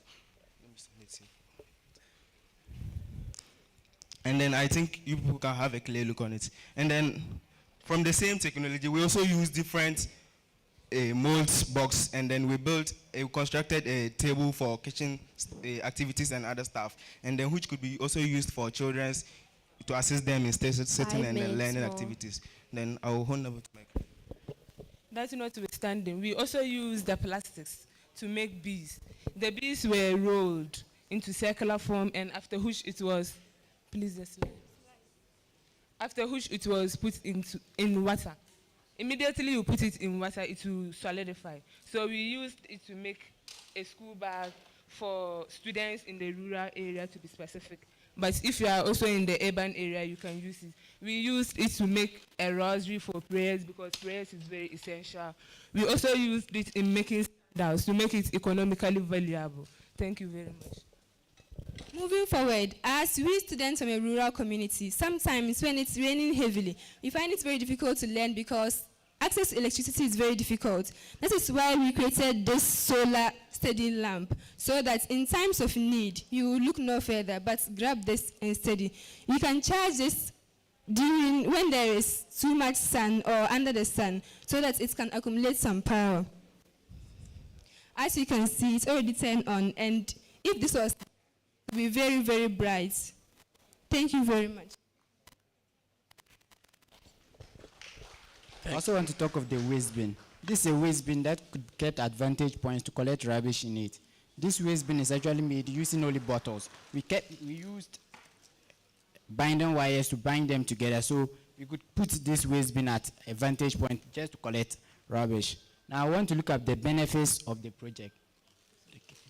We also have a decorative curtain here that can be used for our kitchen windows, our restaurants and classrooms. And here, as you all know, all work and no play makes Jack a dull boy. This is just a disco light. During our entertainment, you can use this to give us the disco feeling that we want to dance our jams. So they can...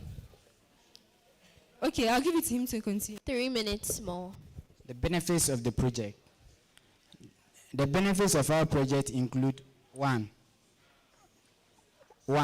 reduce plastic waste. To recycle, increased recycling. Also, one of the benefits is job creation. It is also cost saving, and it also has environmental benefits.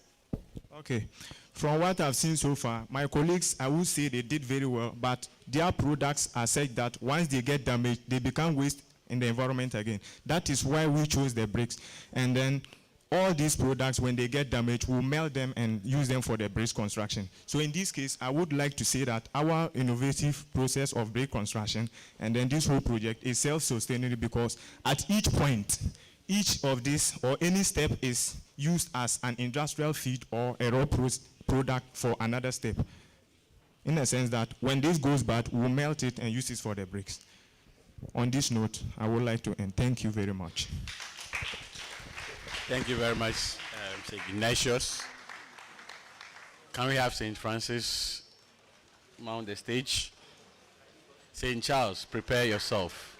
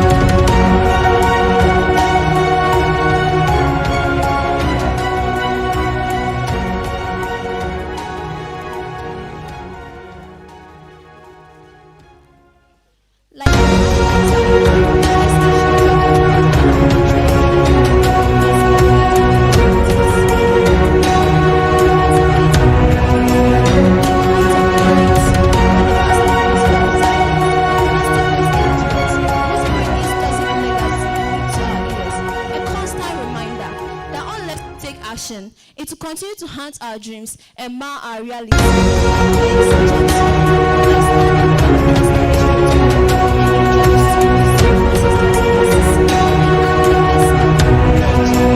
gentlemen, with me are Inshiraba Esitrinto Peterson, Aloite Victoria, Emmanuela Nena, Edgar Christine. Plastic waste has become a pervasive and pressing issue of our time, infiltrating every corner of our planet, from the depths of the ocean to the highest peaks of the mountain. The relentless proliferation of plastic products in our daily lives has become an environmental crisis that demands an immediate solution and innovation. Before I dive into the deepest part of our presentation, I would like to highlight some key terms. First, plastics.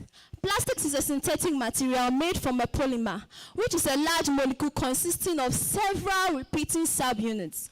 It is known for its versatility, durability, and wide range of application. It can be molded into different types of shapes. Of course, we have different types of plastics, each with its own properties and uses. Secondly, waste. Waste refers to any discarded or unwanted material which are no longer needed. They can be in the form of gas, liquid, solid, etc. Plastic waste. Plastic waste specifically refers to unwanted plastic materials which has been discarded and no longer needed. They can be generated from our homes, industries, laboratories, etc. Waste management. Waste management refers to the systematic handling, collection, disposal, transportation, and recycling of waste materials. The main aim of this is to mitigate the environmental impacts plastic pollution poses in our environment, and also to benefit us and also to reduce plastic waste in our environment. Ladies and gentlemen, I present to you our project, which is titled Fuel Block. Our motto is Unleashing the Power of Plastics. Our project seeks to obtain the following. First, to use various kinds of plastics and other materials to make 3 distinct types of products: blocks, beads, and foils. Secondly, to reduce plastic waste in our immediate surrounding, which is a problem as we are speaking now. Third, to contribute via our innovative ways to reduce the national problems plastic waste pose. Please, the next slide.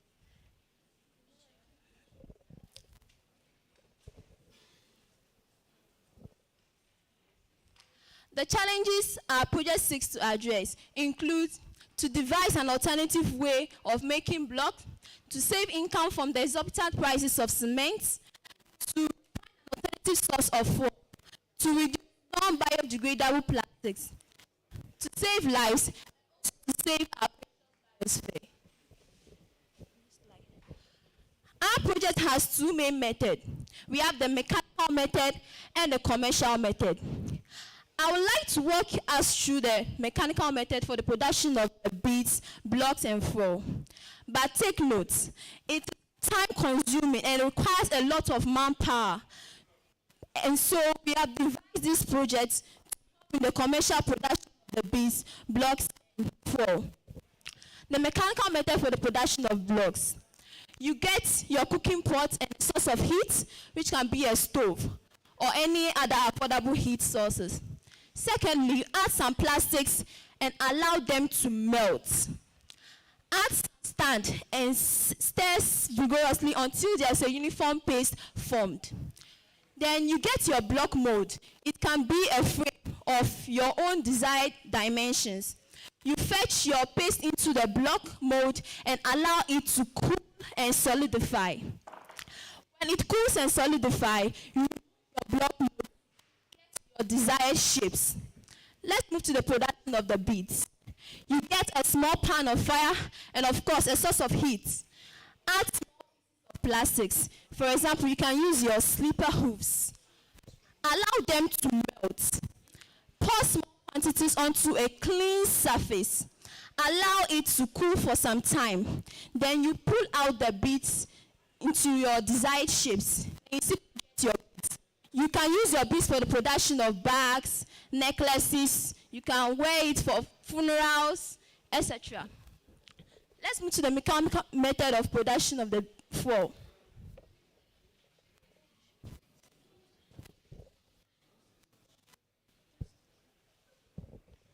Put some plastic into a container.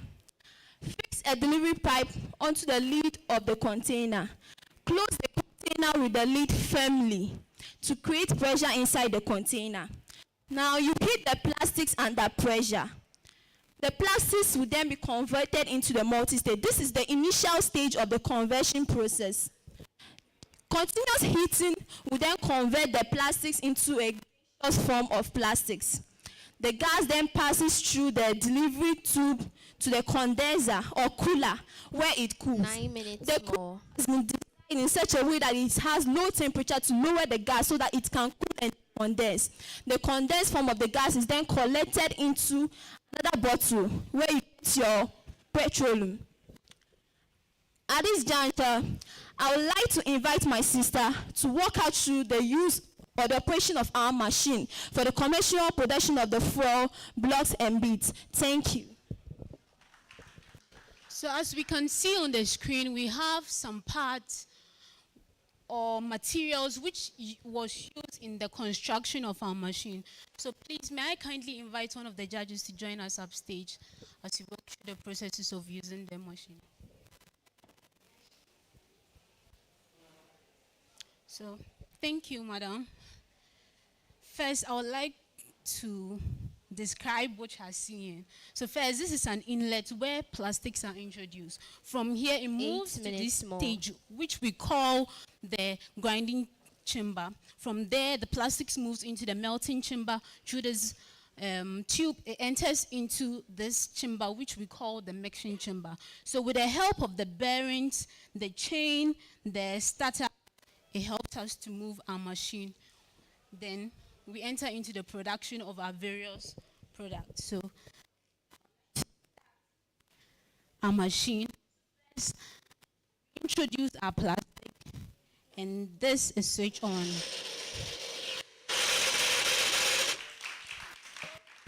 After our plastic is grinded, it moves into this chamber where, with the help of our gas, which melt into its molten state. From there, it moves into this chamber where a portion of sand or appropriate of sand is added, which is made with the help of. Please, I want to demonstrate how it is done. So here, that's our mixer inside. Our mixer mixes the molten plastic and our sand into a uniform paste. So with the help of this valve, it's turned open for our mixture to flow out into our molds. For the production of our beads, this pipe is connected here for our beads to be produced. And finally, the fuel. The fuel is a process which we call thermal recycling. Here, pressure is increased, which causes our molten plastic to be converted into gas. From there, it passes through this valve. This valve. So with the help of the condenser, we call this a condenser. It passes through the condenser with the help of water. It cools down, then enter into this container, which we call our collecting vessel. A petroleum-like fuel is obtained here. So it isn't that wonderful? Imagine this is done in commercial quantity. The rate at which we burn fossil fuel to obtain fuel will be decreased. So thank you, madam, for joining us. Yes, please, 3 in 1. So in the process of our making of our blocks and making of our machine, we considered a lot of things. One scientific principle which we took consideration was gravity. It's made in such a way that it obeys all the law of gravity. From one point, it moves to another, then to another. We also have recycling, also known as pyrolysis, where our fuel is 5 made. minutes more. Then finally, we also have the principle of mixture. texture and state of matter, where plastic is converted into its molten state, then finally into gas. In the process of making our machine, we came across some challenges. One was power source, but we devised a way of using both batteries and solar. But the case is that imagine that we don't have sunlight or our battery runs down. That would be our limitation. We have put a lot of things into consideration. Also, cost of designing a machine. The machine approximately cost over 2,000 Ghana cedis. Why? Because the starters you can see here are gained from motor parts and car parts. Then also we ran out of raw materials, but that wasn't an issue because our school was beautiful, and also we had, in collaboration with the shops around us, we had plastics to be able to make more blocks. So we want to tell you guys, in conclusion, we don't see waste. We don't see waste. We see an opportunity to educate and inspire our world on a global scale. So we are not proposing a solution to solving plastic waste. No, we are on a mission to create a more healthier, sustainable, and cleaner environment. So we invite you to join us, not just as competitors, but as collaborators to make plastic waste an asset rather than a liability to our environment. Thank you so much.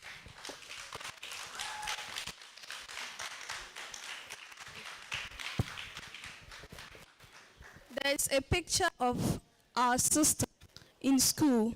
She's disabled. So with the aid of these plastic blocks that we created, we made sure that we made a pavement specially for her, because most of our pavements were stairs, which most of the time she finds it difficult to move to classes or to hostels. So with the aid of the blocks, we can make pavements, we can build houses. The accommodation problem of our country and the world at large will come to a stop if we patronize plastic blocks.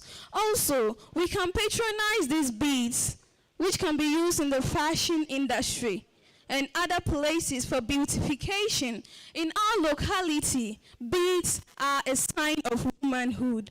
Beads show that traditionally we are women, and so if you don't have this, they'll tell you that you are a man. So we will encourage everyone to patronize our 3-in-1, our block, our beads, and our full production machine, and together we'll be a global changer of the world. Thank you very much. We say to Pohea Baraka. Thank you. Thank you very much, St. Francis. We would like to invite St. Charles to the stage. And St. Louis, prepare yourself.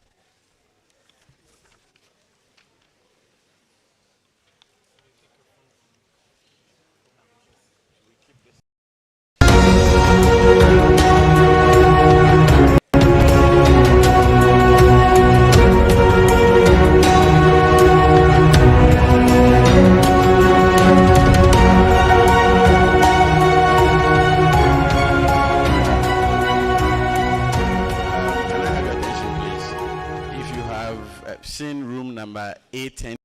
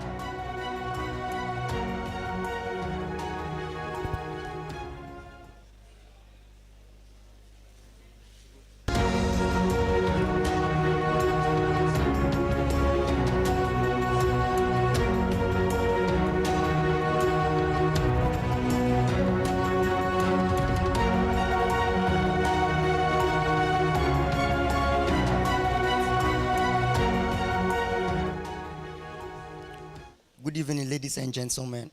My name is Emmanuel Conla, and my brother here is Tang Derek. Then Maxwell Kwesi last, Michael Achel and Abu Makletus. And together we represent St. Charles Minor Seminary Senior High School on this all-important event of the plastic waste competition. Ladies and gentlemen, together as a team, we have decided to come up with a project of converting plastic waste into wall tiles and pavement bricks. In an attempt to come up with a project for this competition, we're thinking about a whole lot of ideas, taking into consideration a lot of factors. And we considered the fact that we had to come up with a project that would elevate the plastic waste, like just do away with it, and not something that we would just sort of redesign something with the plastic, and then today and tomorrow it turns baller again. So due to these considerations, we finally decided that we would just produce pavement bricks and then tiles. Plastics are a wide range of synthetic and semi-synthetic materials that use polymers as a main ingredient. The manufacture and use of plastics, ladies and gentlemen, has been on the rise since the 1950s, and is now the world's third largest production, only second to concrete and steel. Today, plastics are still considered as essential materials in our everyday lives. Food items, water, alcoholic and non-alcoholic beverages, and pharmaceutical products are stored in these plastic materials for our use. What saddens me, however, ladies and gentlemen, is that after these plastics have served their purpose to us, they are disposed of inappropriately into the environment. The pictures there tell clearly how the plastics are disposed of inappropriately. Due to the inappropriate disposal of the plastic waste, a great threat is posed on the present and future generations. This has caught the attention of many concerned citizens, governmental and non-governmental organizations. Currently in Ghana, the available methods of plastic waste disposal include incineration, landfills, and burning, and none of which is eco-friendly. In line with the above, the National Catholic Secretariat, through the Directorate of Governance, Justice and Peace, in collaboration with the Catholic Educational Unit and in partnership with MMDAs and the communities, seek to mobilize the capacities of the youth to find lasting and workable solutions to the menace in Ghana and beyond. Sources have revealed that around 350 million tons of plastics are generated globally each year, and the number is continuously increasing. However, among these massive amounts of manufactured plastics, 79% of the plastics end up as landfill. In Ghana, according to the Ghana National Plastic Action Partnership, around 1.1 million tons of plastic waste produced annually, and approximately 5% of that is collected for recycling, just only 5%, and what happens to the 95%? To overcome this problem, researchers now focus on strategies of recycling these plastics. Most of the industrially recognized recycling processes reported until now are not cost competitive and produce plastics that repollute the environment. In partnership with the National Catholic Secretariat and the Catholic Educational Unit, we, the students of St. Charles Minor Seminary Senior High School, sought to develop innovative, workable, efficient, and cost-effective approach to recycle plastic waste into eco-friendly products. Thus, our project converting plastic waste into wall tiles and pavement bricks. This approach would completely eliminate the plastic waste from the environment, since the end products do not repollute the environment. Ladies and gentlemen, a few objectives guided our project. The main objective of our project is to convert plastic waste into eco-friendly products. That's the tiles and then the pavement bricks. To prevent environmental pollution and degradation by plastic waste. To develop workable, innovative, and cost-effective solutions to plastic waste management that would provide job opportunities.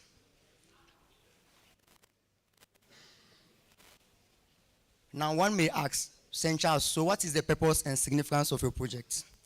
Our project, the main purpose of our project is to partner with the National Catholic Secretariat and Catholic Educational Unit, together with other agencies, to find lasting solutions to the problems plastic waste pose to our environment. Our project also seeks to create economic ventures and job opportunities for the citizenry. And lastly, our project seeks to facilitate the achievement of UN Sustainable Development Goals 3, 6, and 14.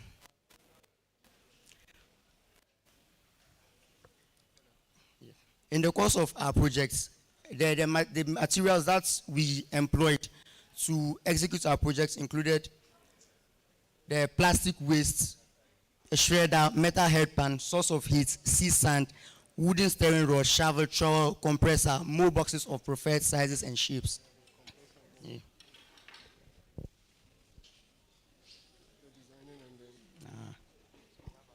Yeah. So we have our compressor here. We took time to apply a bit of physics, so that we would come up with something, and then with the help of a welder, this was produced to help compress the content in the mold to enhance strength. The scientific methodology that we adopted for the conduct of the 10 project is minutes plastic more. glycolysis.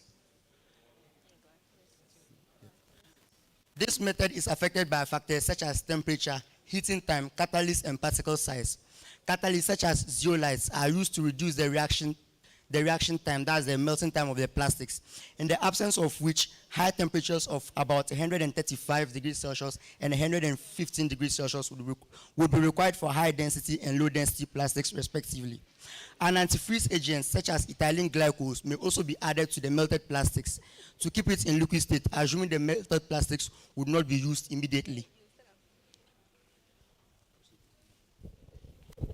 So to continue from where we ended, in order to come up with this product made, we followed certain procedures which all of us can see as we are projected.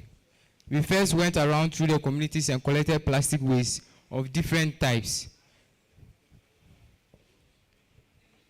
After the collection, we sorted them and washed the various plastic waste. We shredded them according to the types that we sorted them into. These plastics after then were melted and heated in a head pan at a moderated temperature to avoid burning. So these are the procedures we followed. After the collection of the plastics, we shredded them. We first started with the low density plastics, and we came out with the findings that those ones were not all that effective as a mixture of the low density and the high density plastics. So sea sand was added slowly to the plastic melt in the metal drum and stirred gently for uniform mixing.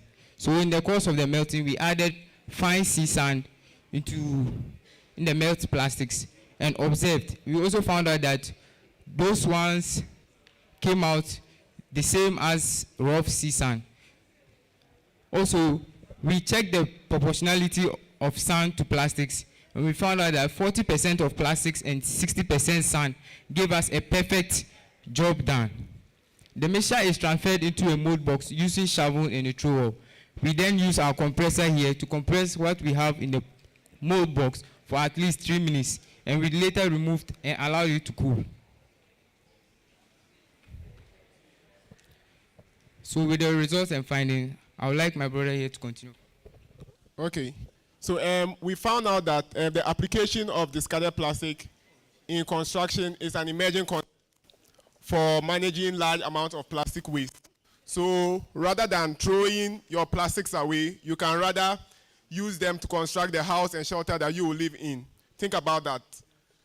And also, this project has also revealed that applying the principle of plastic glycolysis depolarizes large volumes of polymers into resins, which can be used as binding agents in these our tiles and then bricks. Also, the tiles produced from plastic waste exhibit high tensile strength and then compressional strength, and they're also smooth. Yeah, so these are some examples of our products. We have the tiles, and then below is the bricks, and those are the molds. All right, so there's a video here we would want to show you how strong our bricks are.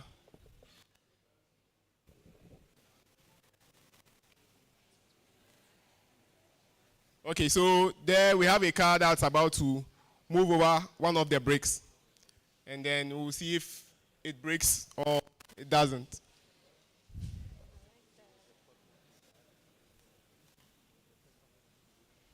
Right, so as you can see, the brick is still there and broken.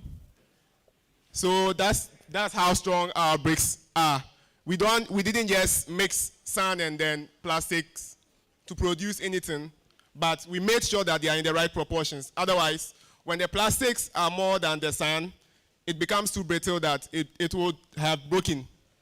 So we really consider certain factors before coming up with this stuff. Yeah. All right.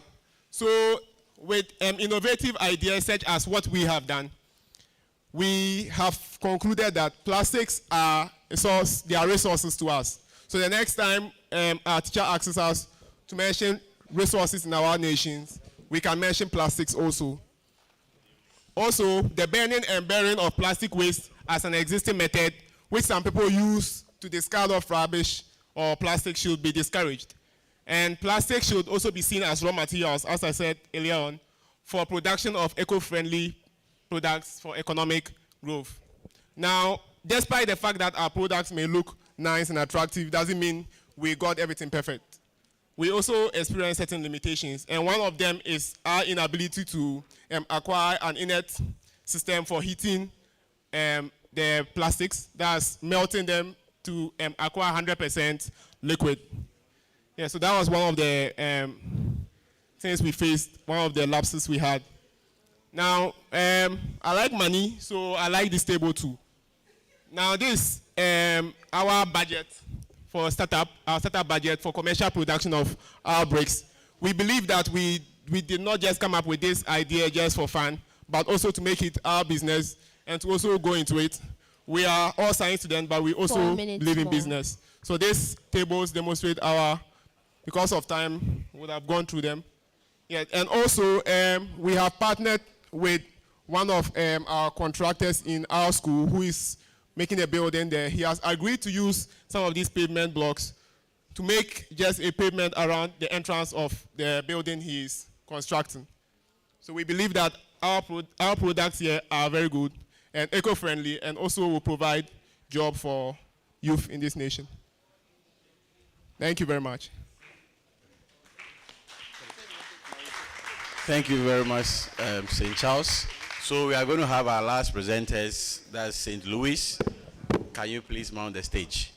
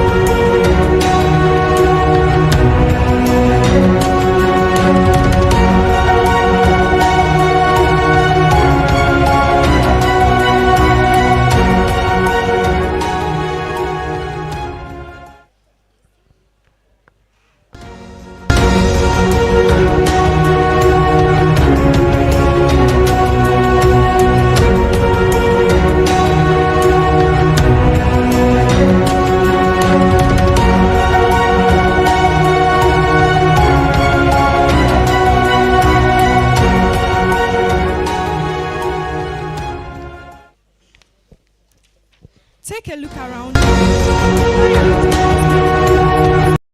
You eat from, the spoons you eat with, the pens you are writing with, and even your phone covers. Plastics are materials made from synthetic and semi-synthetic organic compounds that are malleable and therefore can be molded into various shapes. Plastics can be put into categories based on where they can be found. According to statistics, 8.3 billion tons of plastics are produced annually, of which 6.3 become waste. Out of the 6.3, 9% is recycled, 10% is incinerated, and 81% is found on land and water bodies. Well, because of the effects that plastic waste has on our environment, we decided to transform it. We can do this through reuse, recycling, and reduce, but we will be focusing more on reuse. In summary, all we want to tell you is that disposal is not an option. Let's make Ghana blue and green again. Our past we cannot change, but our future we can. Ladies and gentlemen, I am Pandora Yamo Intifon, and I'm here with Caroline Salam and Estella Dumako Asante. And we are representing St. Louis Senior High School for the National STEM Plus Contest 2023. Our aims are turning plastic nuisances into usables and also reducing the impact of plastic environmental pollution. Some of our project works are baby skirt, lunch bag, ladies bag, bottle chair, artwork, urban agriculture, pace setters bedside lamp, light of distinction, electronic control box, and automatic works. Our works can be divided into three aspects. We have the domestic or vocational aspect, the agricultural aspect, and also the electronic aspect. And I will be taking you through the domestic or vocational aspect. In this aspect, we have 4 products: baby skirts, bottle chair, lunch bag, and ladies bag. These are the materials we use for the baby skirts: disposable plastic bottles, sellotape, cardboard, foam, net, and 1-inch PVC pipe.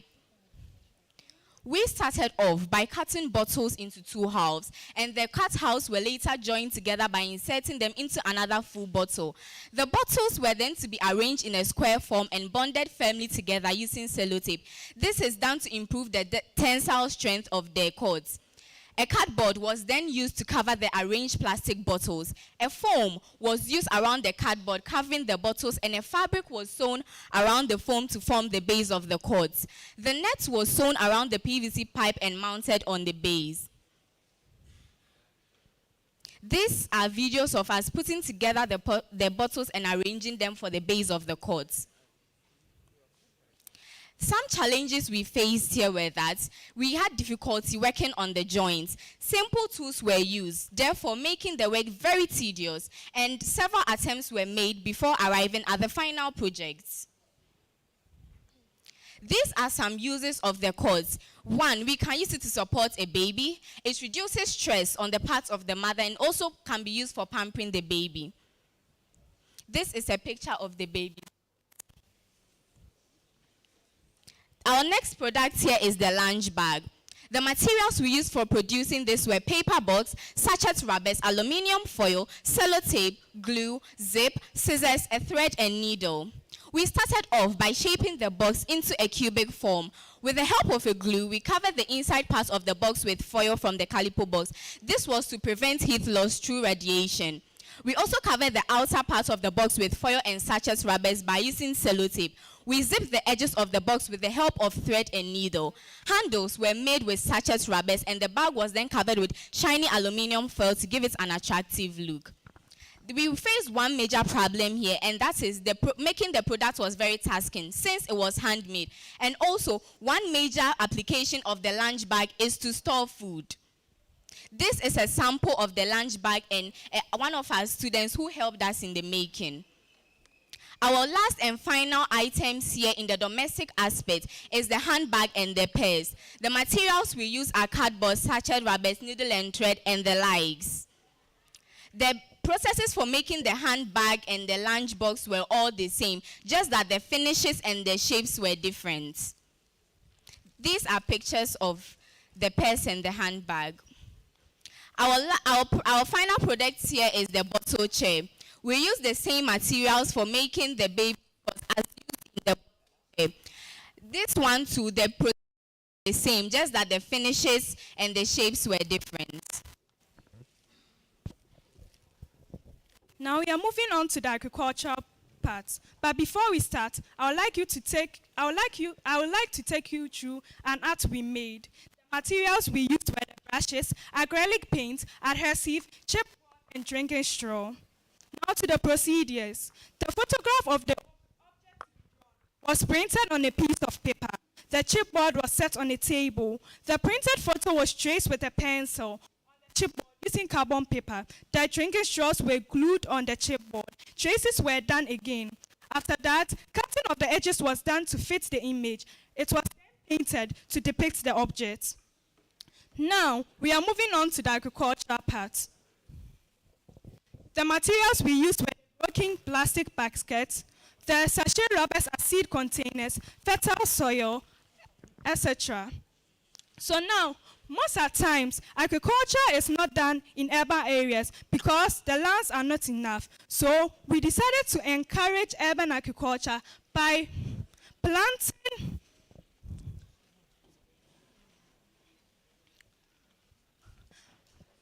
planting crops in plastics. Well, we decided to plant the tiger nut, pepper, and cocoyam. Let me tell you a little bit about the tiger nut. Well, tiger nut is known to suppress cancer cells. Also, it is believed that it boosts the activities of men in bed. Me, I'm a lady, so I don't know. So the men here, is it true? So now to the pepper. The pepper adds spice and flavor to food. We did this because it promotes green movement, and also it can be used as a hobby during leisure time while gaining income. And the crops are healthy because there is no inorganic fertilizer applied. Now to the water trough and feeding trough.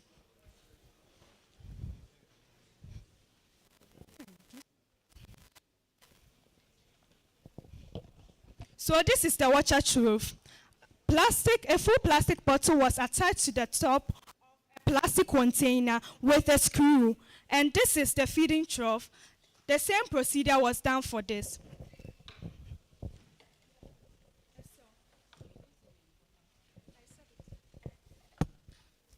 The next aspect is plastic management in electricity and electronics.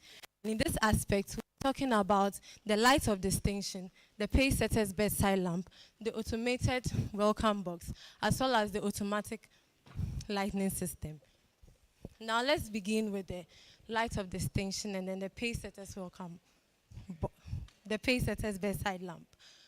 This item was done by first combining or attaching used plastic spoons with the help of a glue gun. And then it was then attached to a half-cut container or plastic bottle.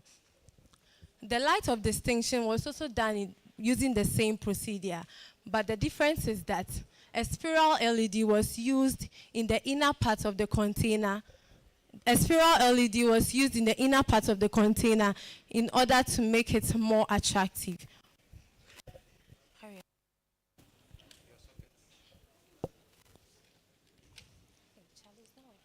You have 6 minutes more. The next object is the automatic welcome box.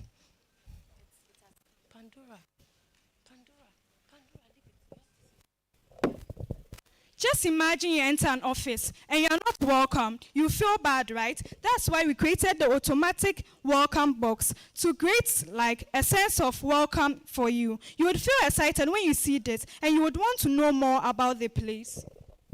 Now to the operation. The main board of this system is the microcontroller. This system is activated when infrared radiations are signaled or are captured by the motion sensor. The motion sensor then transfers the signals to the microprocessor to process it into light and sound energy. This is done with the help of a sound system and an LED. system, this item was done by first carving the name St. Louis Senior High School on the plywood, and then the spaces that were left in between them were filled with LED. The surface was then designed with pieces of plastic bottles. Yeah. Pieces of plastic water bottles, and also covered with the plywood, and then the finishing was made with the wallpaper. Okay. Now, to a layman's understanding, let's compare the system to a human being with an eye, a heart, and as well as a brain. The eye of this system is the motion sensor, the one that sends the signals to the microprocessor, which is the brain of the system, converts the information that is received from the motion sensor and transform it into light and sound energy. The light and sound energy which is produced is from the LED and then the sound system, which is the heart of the system. The next object will, okay, see. Hurry up. Where's my phone? Take it. Okay. So the next item that we'll be moving to is the automatic lighting system. Some of the materials that were used are the Arduino, the LEDs, the jump wires, and so on. Yes. So this system was made by first coiling copper wires around CDs, compact disc, and the compact discs were arranged in series. After that, the endings of the copper wires were left in order to join them to the main system. The CDs trap heat energy from the sun, and then heat energy is then transferred to the copper wires. Localized electrons in the copper wires localized electrons from the copper wires are then excited, which produce current. A DC current is produced, so it's then converted to AC current with the help of an inbuilt system, which is stored in a 12-volt. This system consists of a sensor and a processor, which is the Arduino, and then the output device, which is the relay model. When darkness is sensed, the sensor sends information to the microprocessor, and then it turns on the LED through the relay model. The Bluetooth module is also connected to a mobile phone, which is used to receive voice prompts and process information to light energy through the relay model.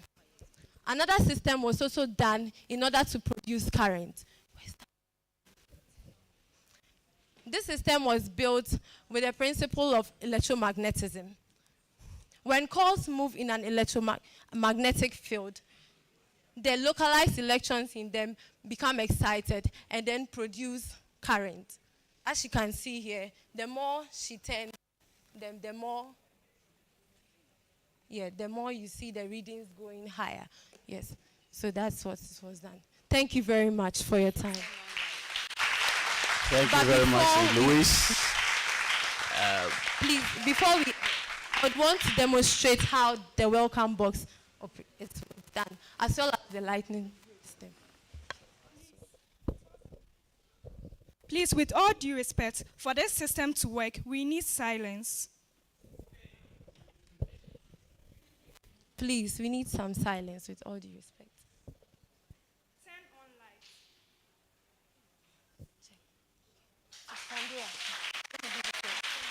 So, I would like to give this to a judge or someone else to also do it. Okay. Yeah. So, Mom, you can try it. So you can say turn on lights.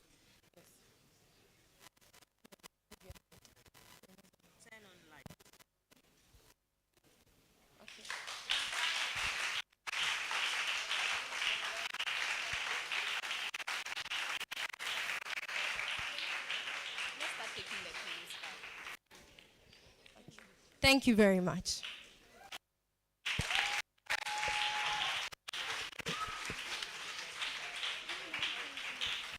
Thank you very much, St. Louis. So at this point, we've come to the end of this contest for this section. Whilst they are collating the results, the judges will give our observation. questions, comments, and final remarks before we announce the results?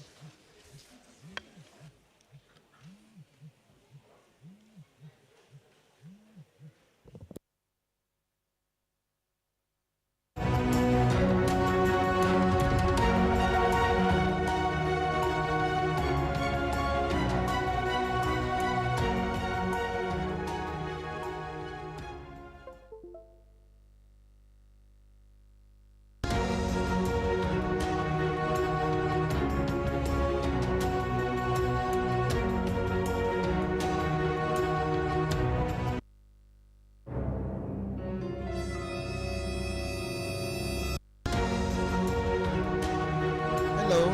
We are going to continue with a short play by St. Louis as we wait for the compilation of the results. Or you want to speak? Or you are going to speak? Are you going to speak when before you announce, or they should do it? Okay. So St. Louis, we are waiting for you. Please, coordinators, your students.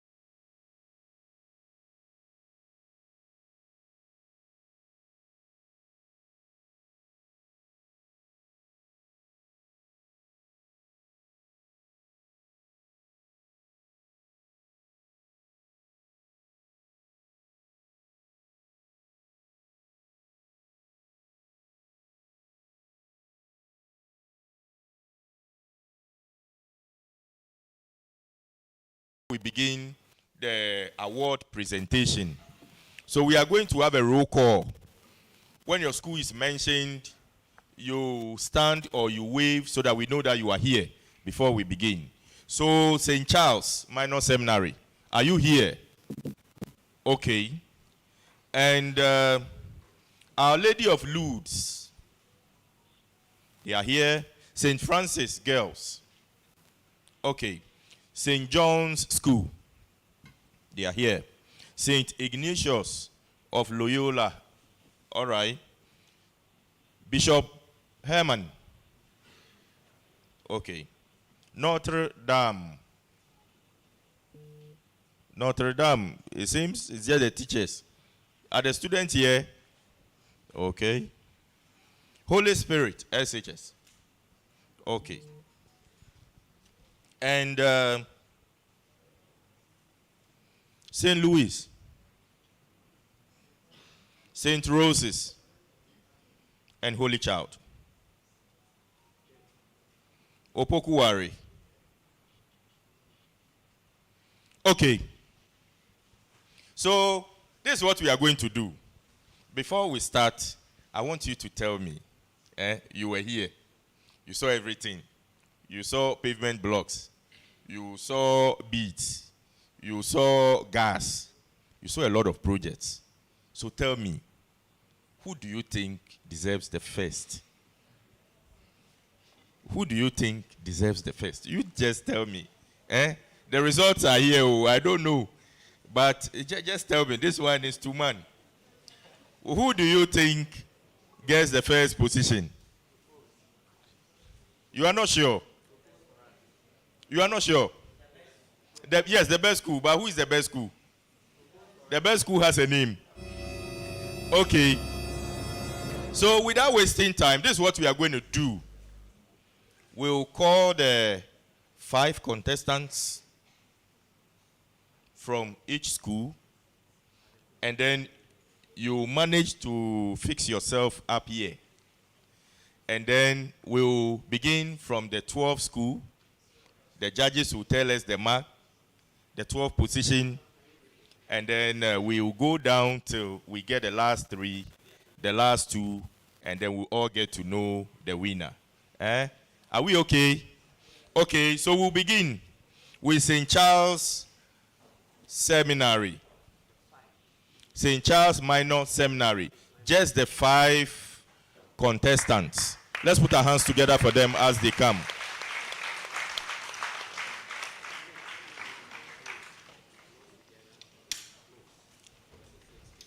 Next, we have Our Lady of Lourdes from the Upper East region. Let's put our hands together for them.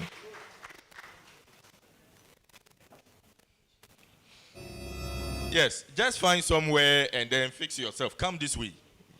There's space here.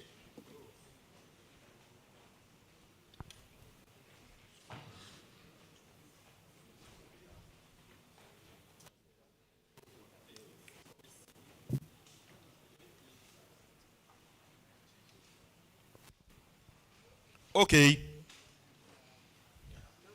St. Francis Girls. Please, stay together. Come and stand here. St. Francis Girls. Okay. St. John's School.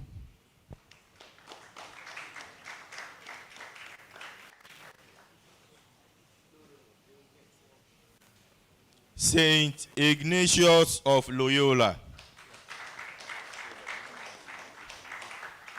Yeah, some of you should come here. Come, stand here.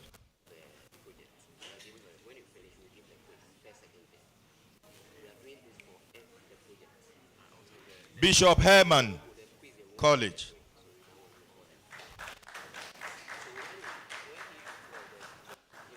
Notre Dame Seminary, SHS.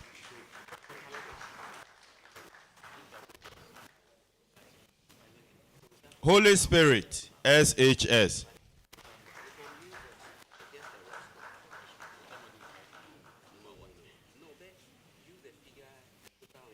St. Louis.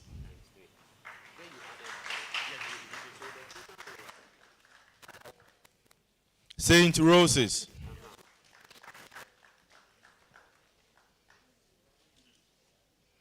Opokuwari. Some of you should be down here. Some of you can be here. Opokuwari and Holy Child. Opokuwari and Holy Child.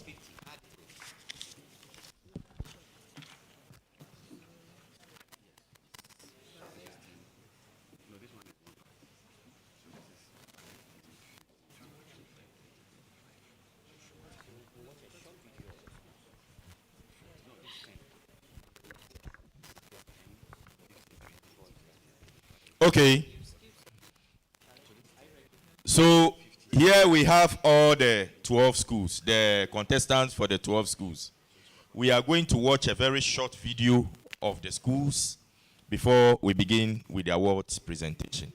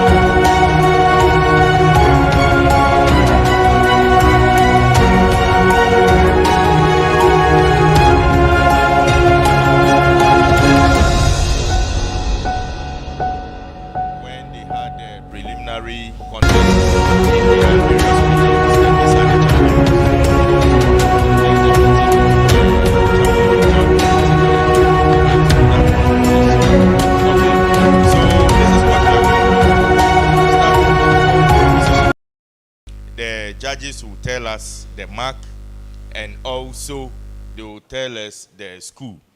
So just when the school is mentioned, all the other schools will go up so that they have their presentation done here, and then we wait for the 11th school as well.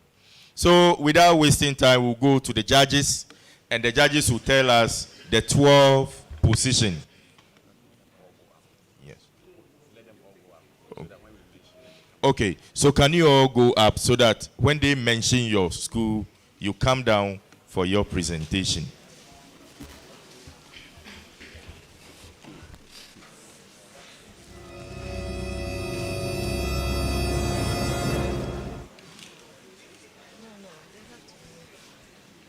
Oh, there should someone who should stand in front.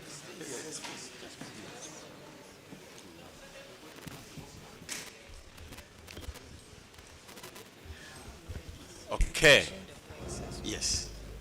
So, at the 12th position with 31 points for the project, what we just did this evening, goes to Opokuwari. Opokuwari School. Let's put our hands together for Opokuwari. Opokuwari, please come down.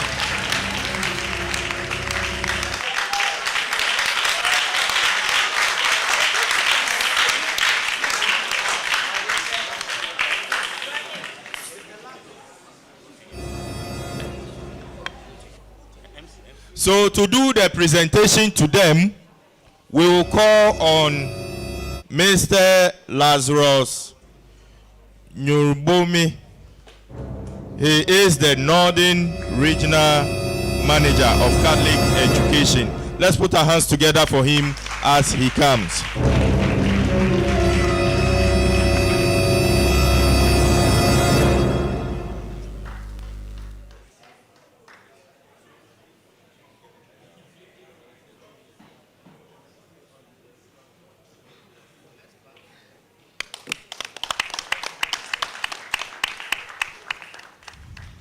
So the Northern Regional Manager for Catholic Schools, Mr. Lazarus, doing the presentation.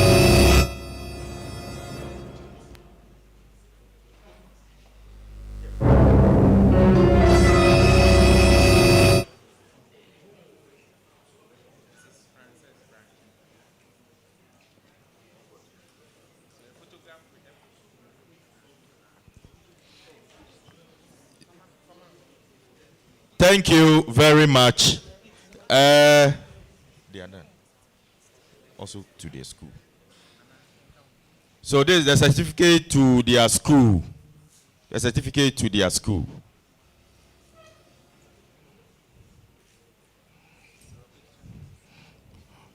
Thank you. Thank you very much. You may resume your seat. Thank you.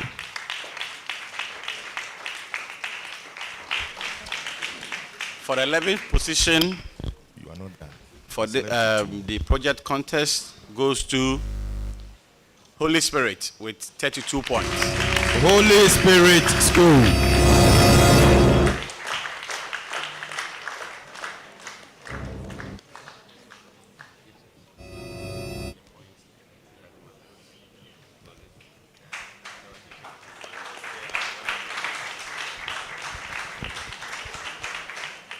So, Mr. Lazarus will do us the honors again by doing the presentation. Thank you. Let's put our hands together for him.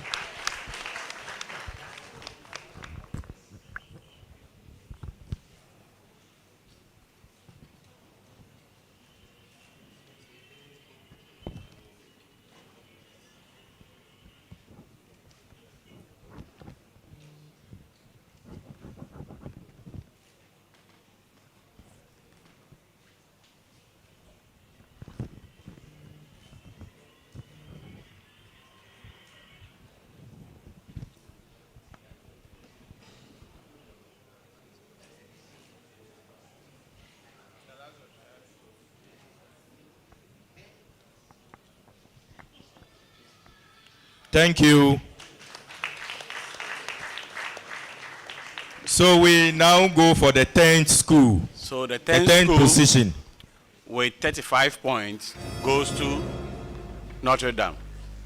Notre Dame. Notre Dame. From the Upper East region, Notre Dame. So Mr. Lazarus again will do us the honors. Thank you.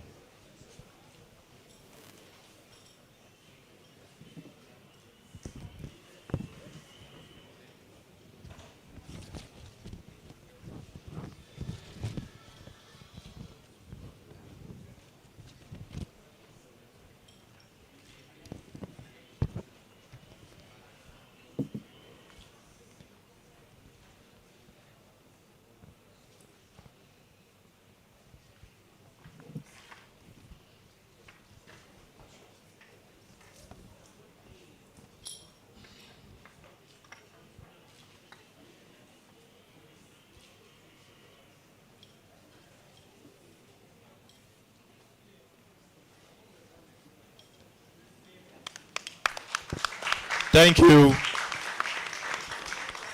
So we now go for the 9th school. The 9th position with 36 points goes to St. Charles. St. Charles Minor Seminary from the Northern region.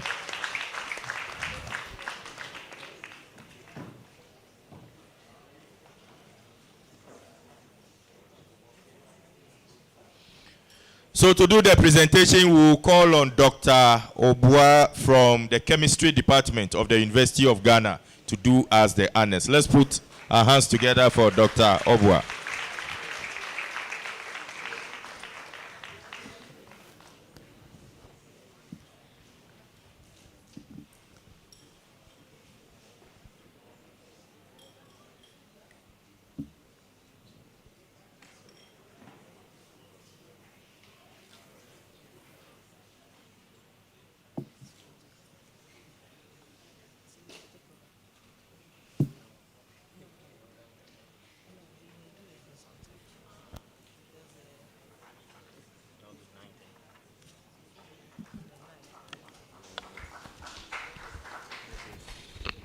Thank you.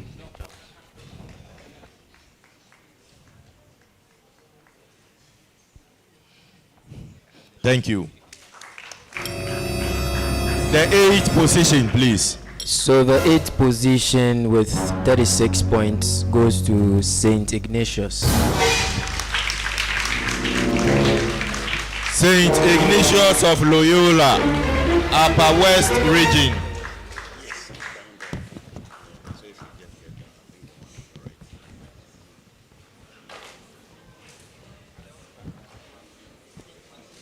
So Dr. Obua again will do us the honors. Let's put our hands together for him.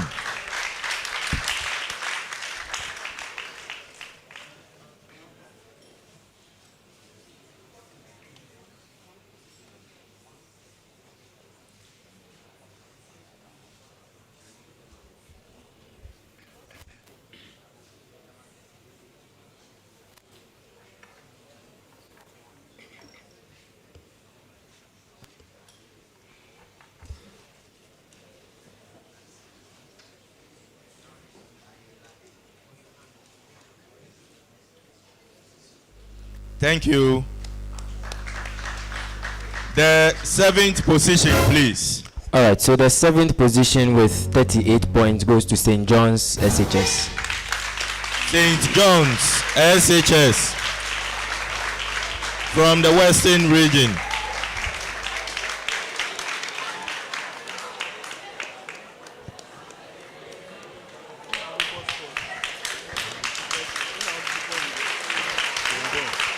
So again, Dr. Obua will do us the honors.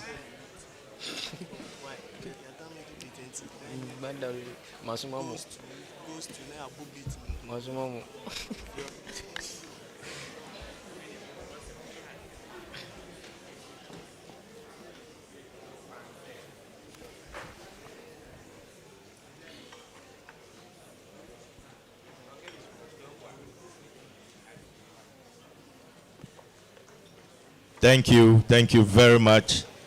So we go for the sixth position. The sixth position.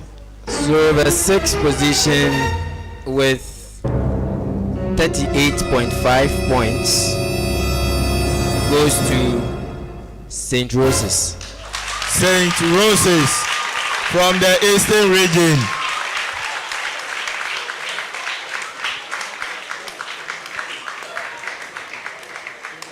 Thank you. So to do the presentation, we are going to call on Dr. Afi Agra from the Earth Science Department of the University of Ghana. Let's put our hands together for her.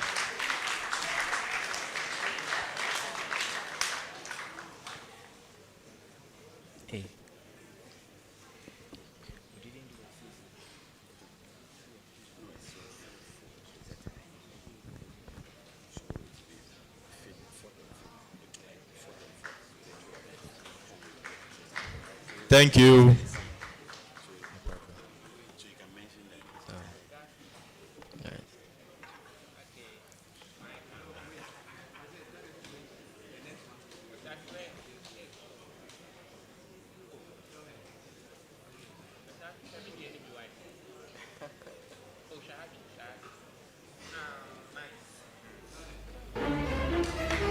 Thank you. The fourth position, please.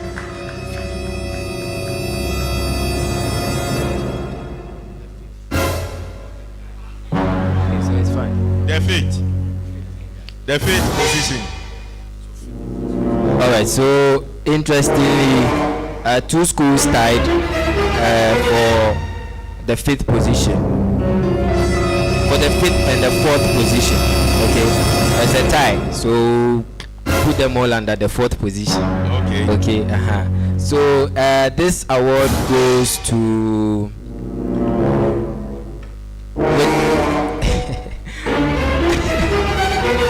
So both schools are 38.8 points. Okay. And the first award goes to Bishop Herman. Bishop Herman. And the second school is Holy Child.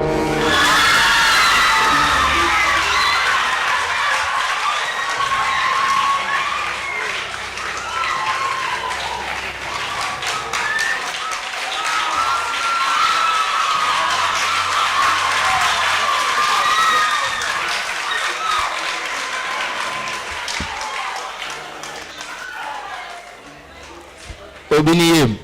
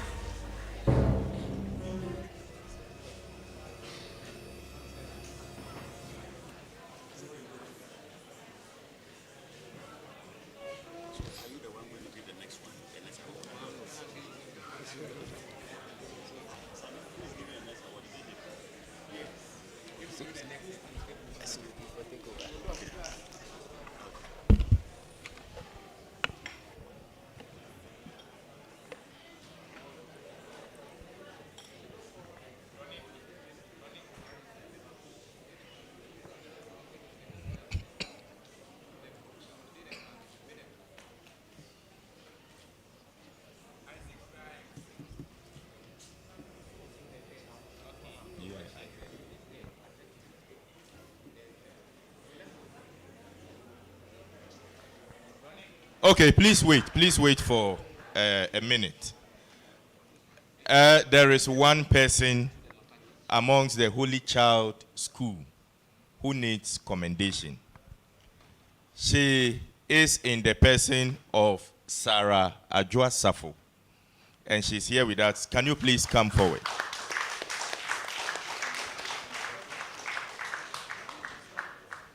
So, Sarah did something which everyone should learn to do. Sarah is a student and a coach at the same time. So, because their coaches are not resident on campus, they trained Sarah to be training her colleagues. And Sarah did that so well, and she's also their photographer. She did a lot of things for them, and Sarah is one of the main reasons why they got to where they are. So we want to say thank you to Sarah, and also ask that this is some of the things we want, as students being able to act like her. So that's why we are commending her publicly. But Sarah Ajua Safo, I don't know whether it's the MP or you two, you are becoming an MP who ran away for some time. Okay, thank you very much. So you can have your seat.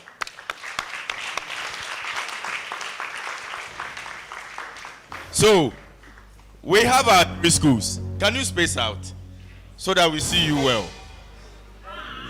Space out. One, the ultimate is going to one of these schools. Now, tell me, who amongst these three do you think will carry the ultimate? St. Francis. I can hear St. Francis. Is it St. Francis? Are you sure? Is that the mind for everybody? Who? Which other school again? St. Louis. Some are saying St. Louis. Are you sure? Okay. We shall see. So we go to the judges for the third position. So the third position goes to. Yes, help me. Third position, who? Nobody wants that. Nobody wants that.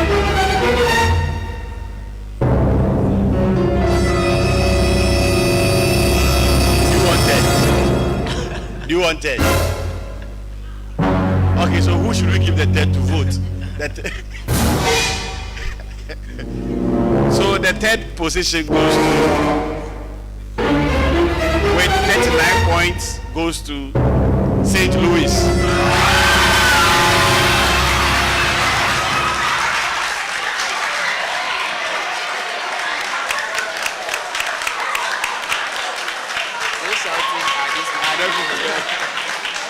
Thank you very much.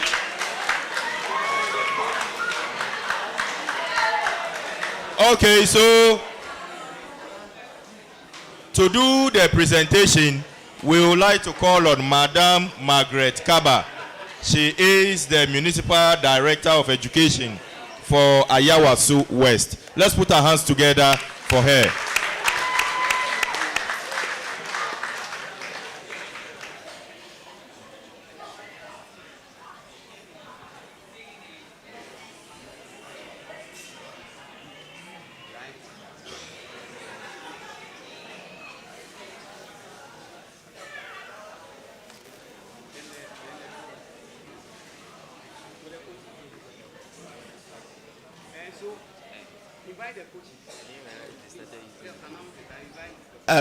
Please, the coaches for St. Louis, can you please join? The coaches, St. Louis.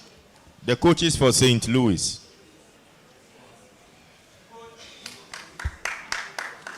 They don't have coach.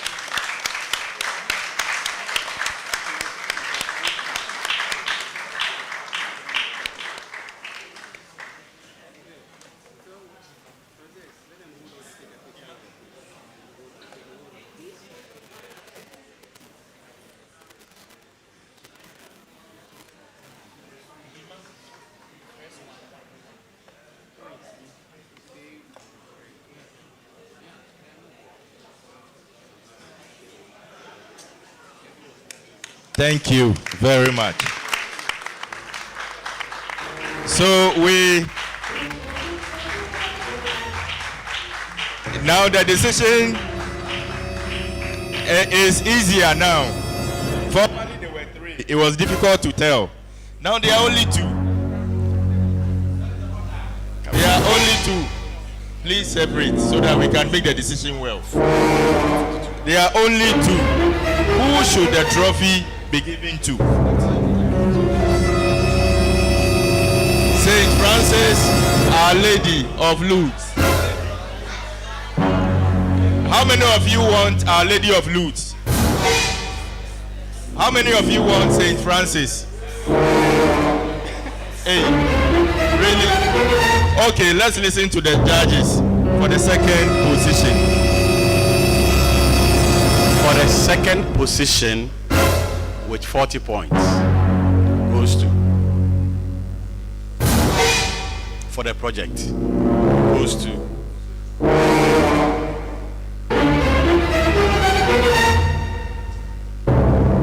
Saint Francis. Goes to Saint Francis girls.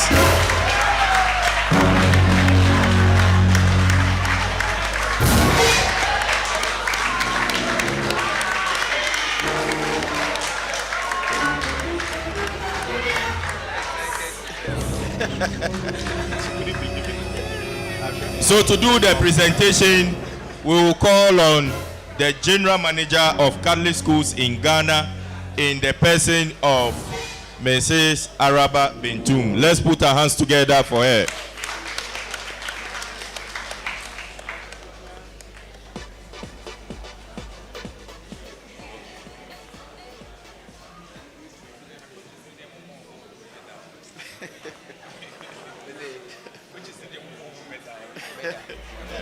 For the coaches.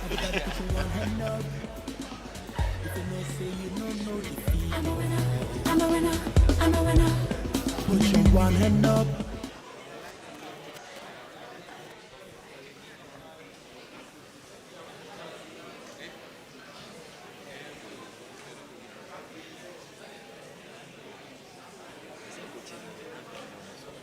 Oh, they give them money. Okay.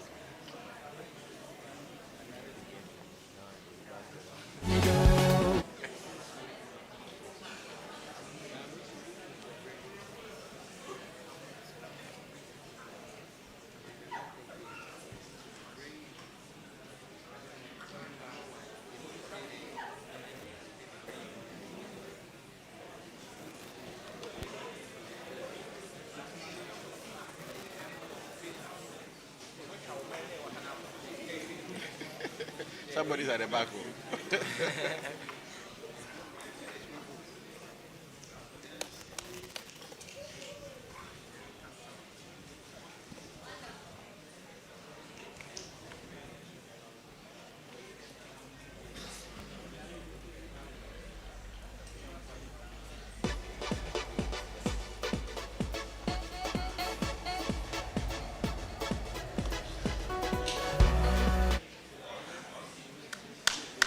Thank you very much. Let's put our hands together for them. So, our champions, who are obvious to all of us now, would like to call them Our Lady of Lourdes girls to come for their presentation. Put our hands together for them.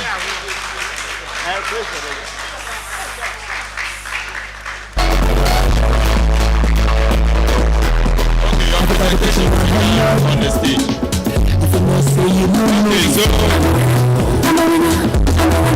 to do this presentation, we would like to call on the director of the main sponsor of this program, the director of Conrad Adenayo Stiftung, or CAS, in the person of Dr. Joseph Damore. Let's put our hands together.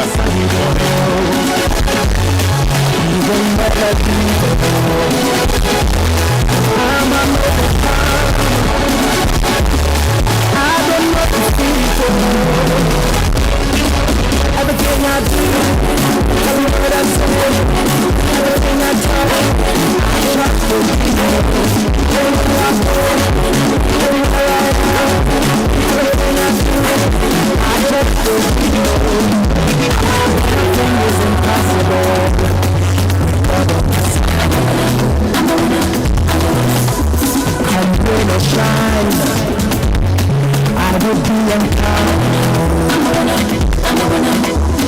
I'm winning in the morning, winning in the afternoon or night. My cup overflows with power in the name of Jesus. God is never final. He will never leave us. I'm an overcomer. I don't know the everything is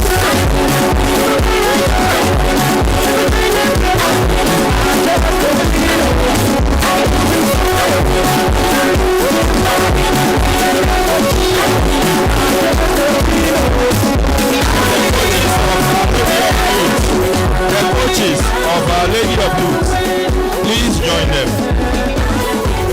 The coaches should also join them for the picture.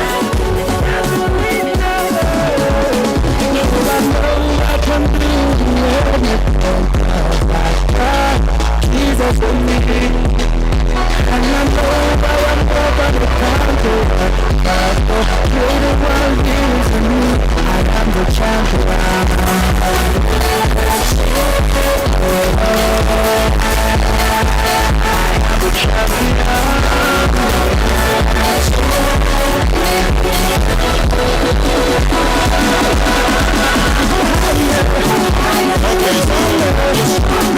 So let's put our hands together once again for them.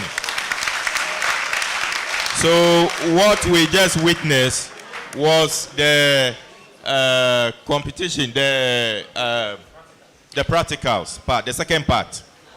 Okay, the plastic waste contest. Now the first part, we had a quiz, we had winners. So we will do their presentation as well. So without wasting time, we'd like to call on the third school, Notre Dame girls, to also come. Notre Dame boys. Notre Dame boys to come for their presentation. Let's put our hands together for them as they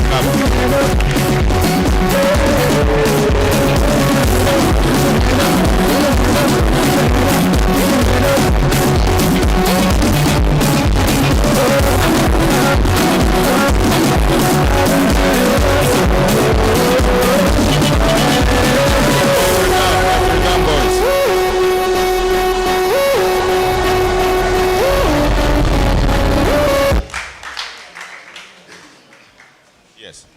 Their coaches should join them as well. So to do this presentation, we'll call on Dr. Obua to do the presentation on our behalf. Let's put our hands together for him.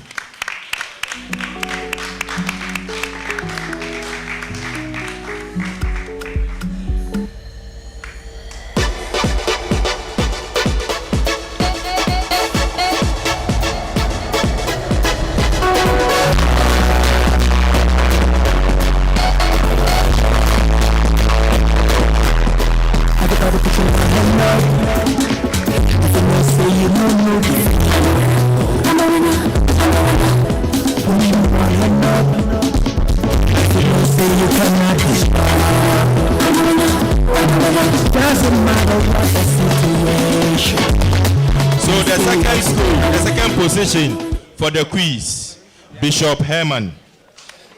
Let's welcome them together.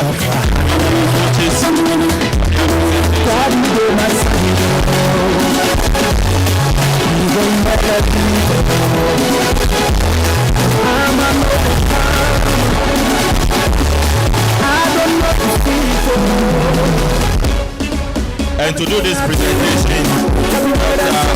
Agra, let's put our hands together.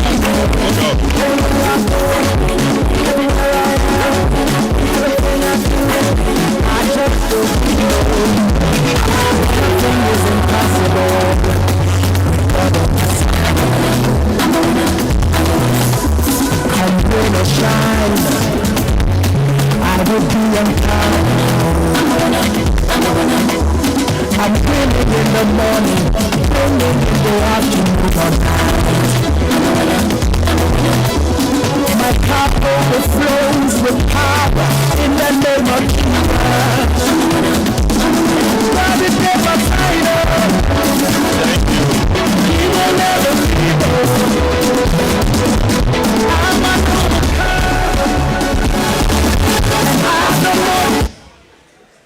So the first position, St. John's SHS from the Western region. Let's welcome them together with their coaches and Dr. Abu S.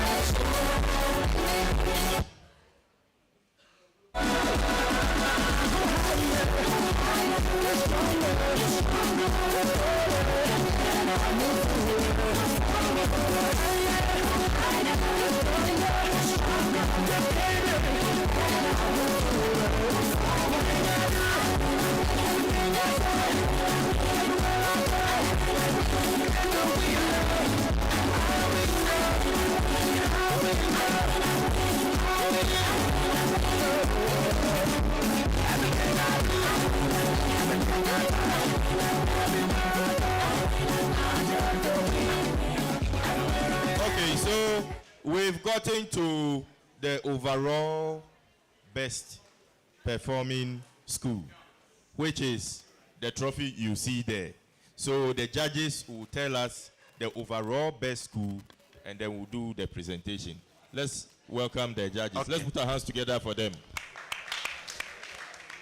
Okay, so the winner is judged between the two contests that we had. So the quiz and the presentation. So the marks that they got from the quiz and the marks they got from the presentation were put together, and that is what the overall school is going to get. So maybe a school did not win the project, did not win the quiz, but can win this one. I guess you understand the mathematics. Is it clear to everybody? Okay, good. So the winner for the overall school goes to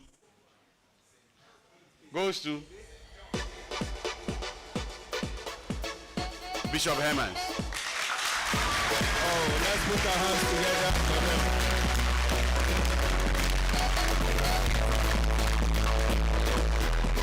Everybody put your hand up. If you know, say you know. Bishop Hermans. Bishop Hermans. Put your hand up. If you know, say you cannot be stopped. Doesn't matter what the situation. You see what you can. To do this presentation, we would like to invite the director of CAS and the general manager Catholic Schools. They will do it together, and they will do the presentation for the best performing school. Let's put our hands together for them. Everything I do, every word I say, everything I touch, I trust you. Everywhere I go, everywhere I go, everything I do, I trust you. Nothing is impossible with God on my side. I'm gonna shine. I will be on top. I'm winning in the morning, winning in the afternoon or night. My cup overflows with power in the name of Jesus. God is never final.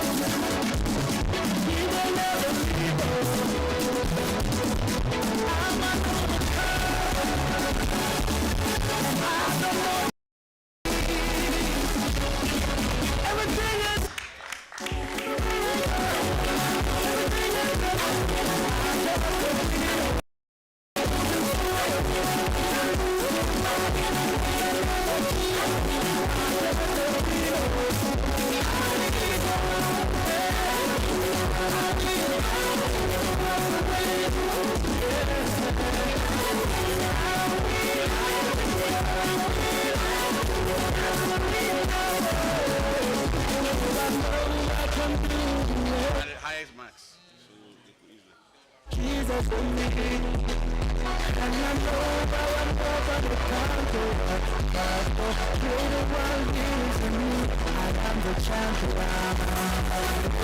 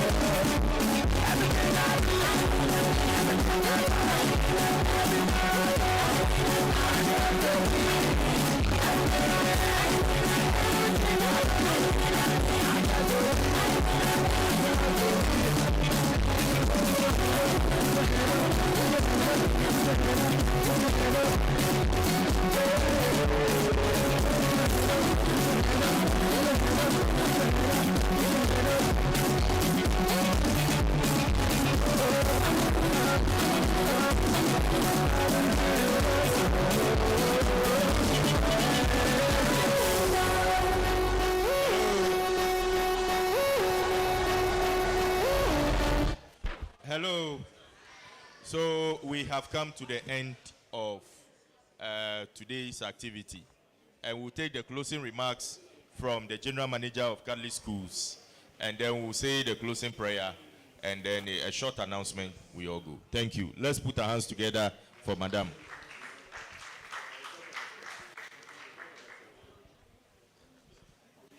All protocol duly observed. I'm overwhelmed. When we started this project, we didn't know a day would come like this, when we all meet here and do a beautiful thing like this. I would like to say thank you to everybody. I don't want to mention names. Everybody. May God richly bless you all.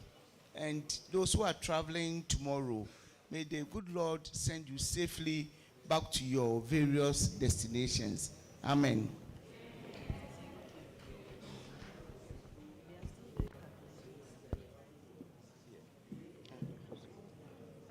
Okay. So shall we all stand and say a short closing prayer before we go?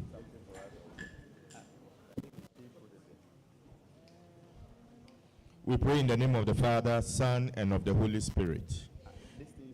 Most high and glorious God, we thank you for today.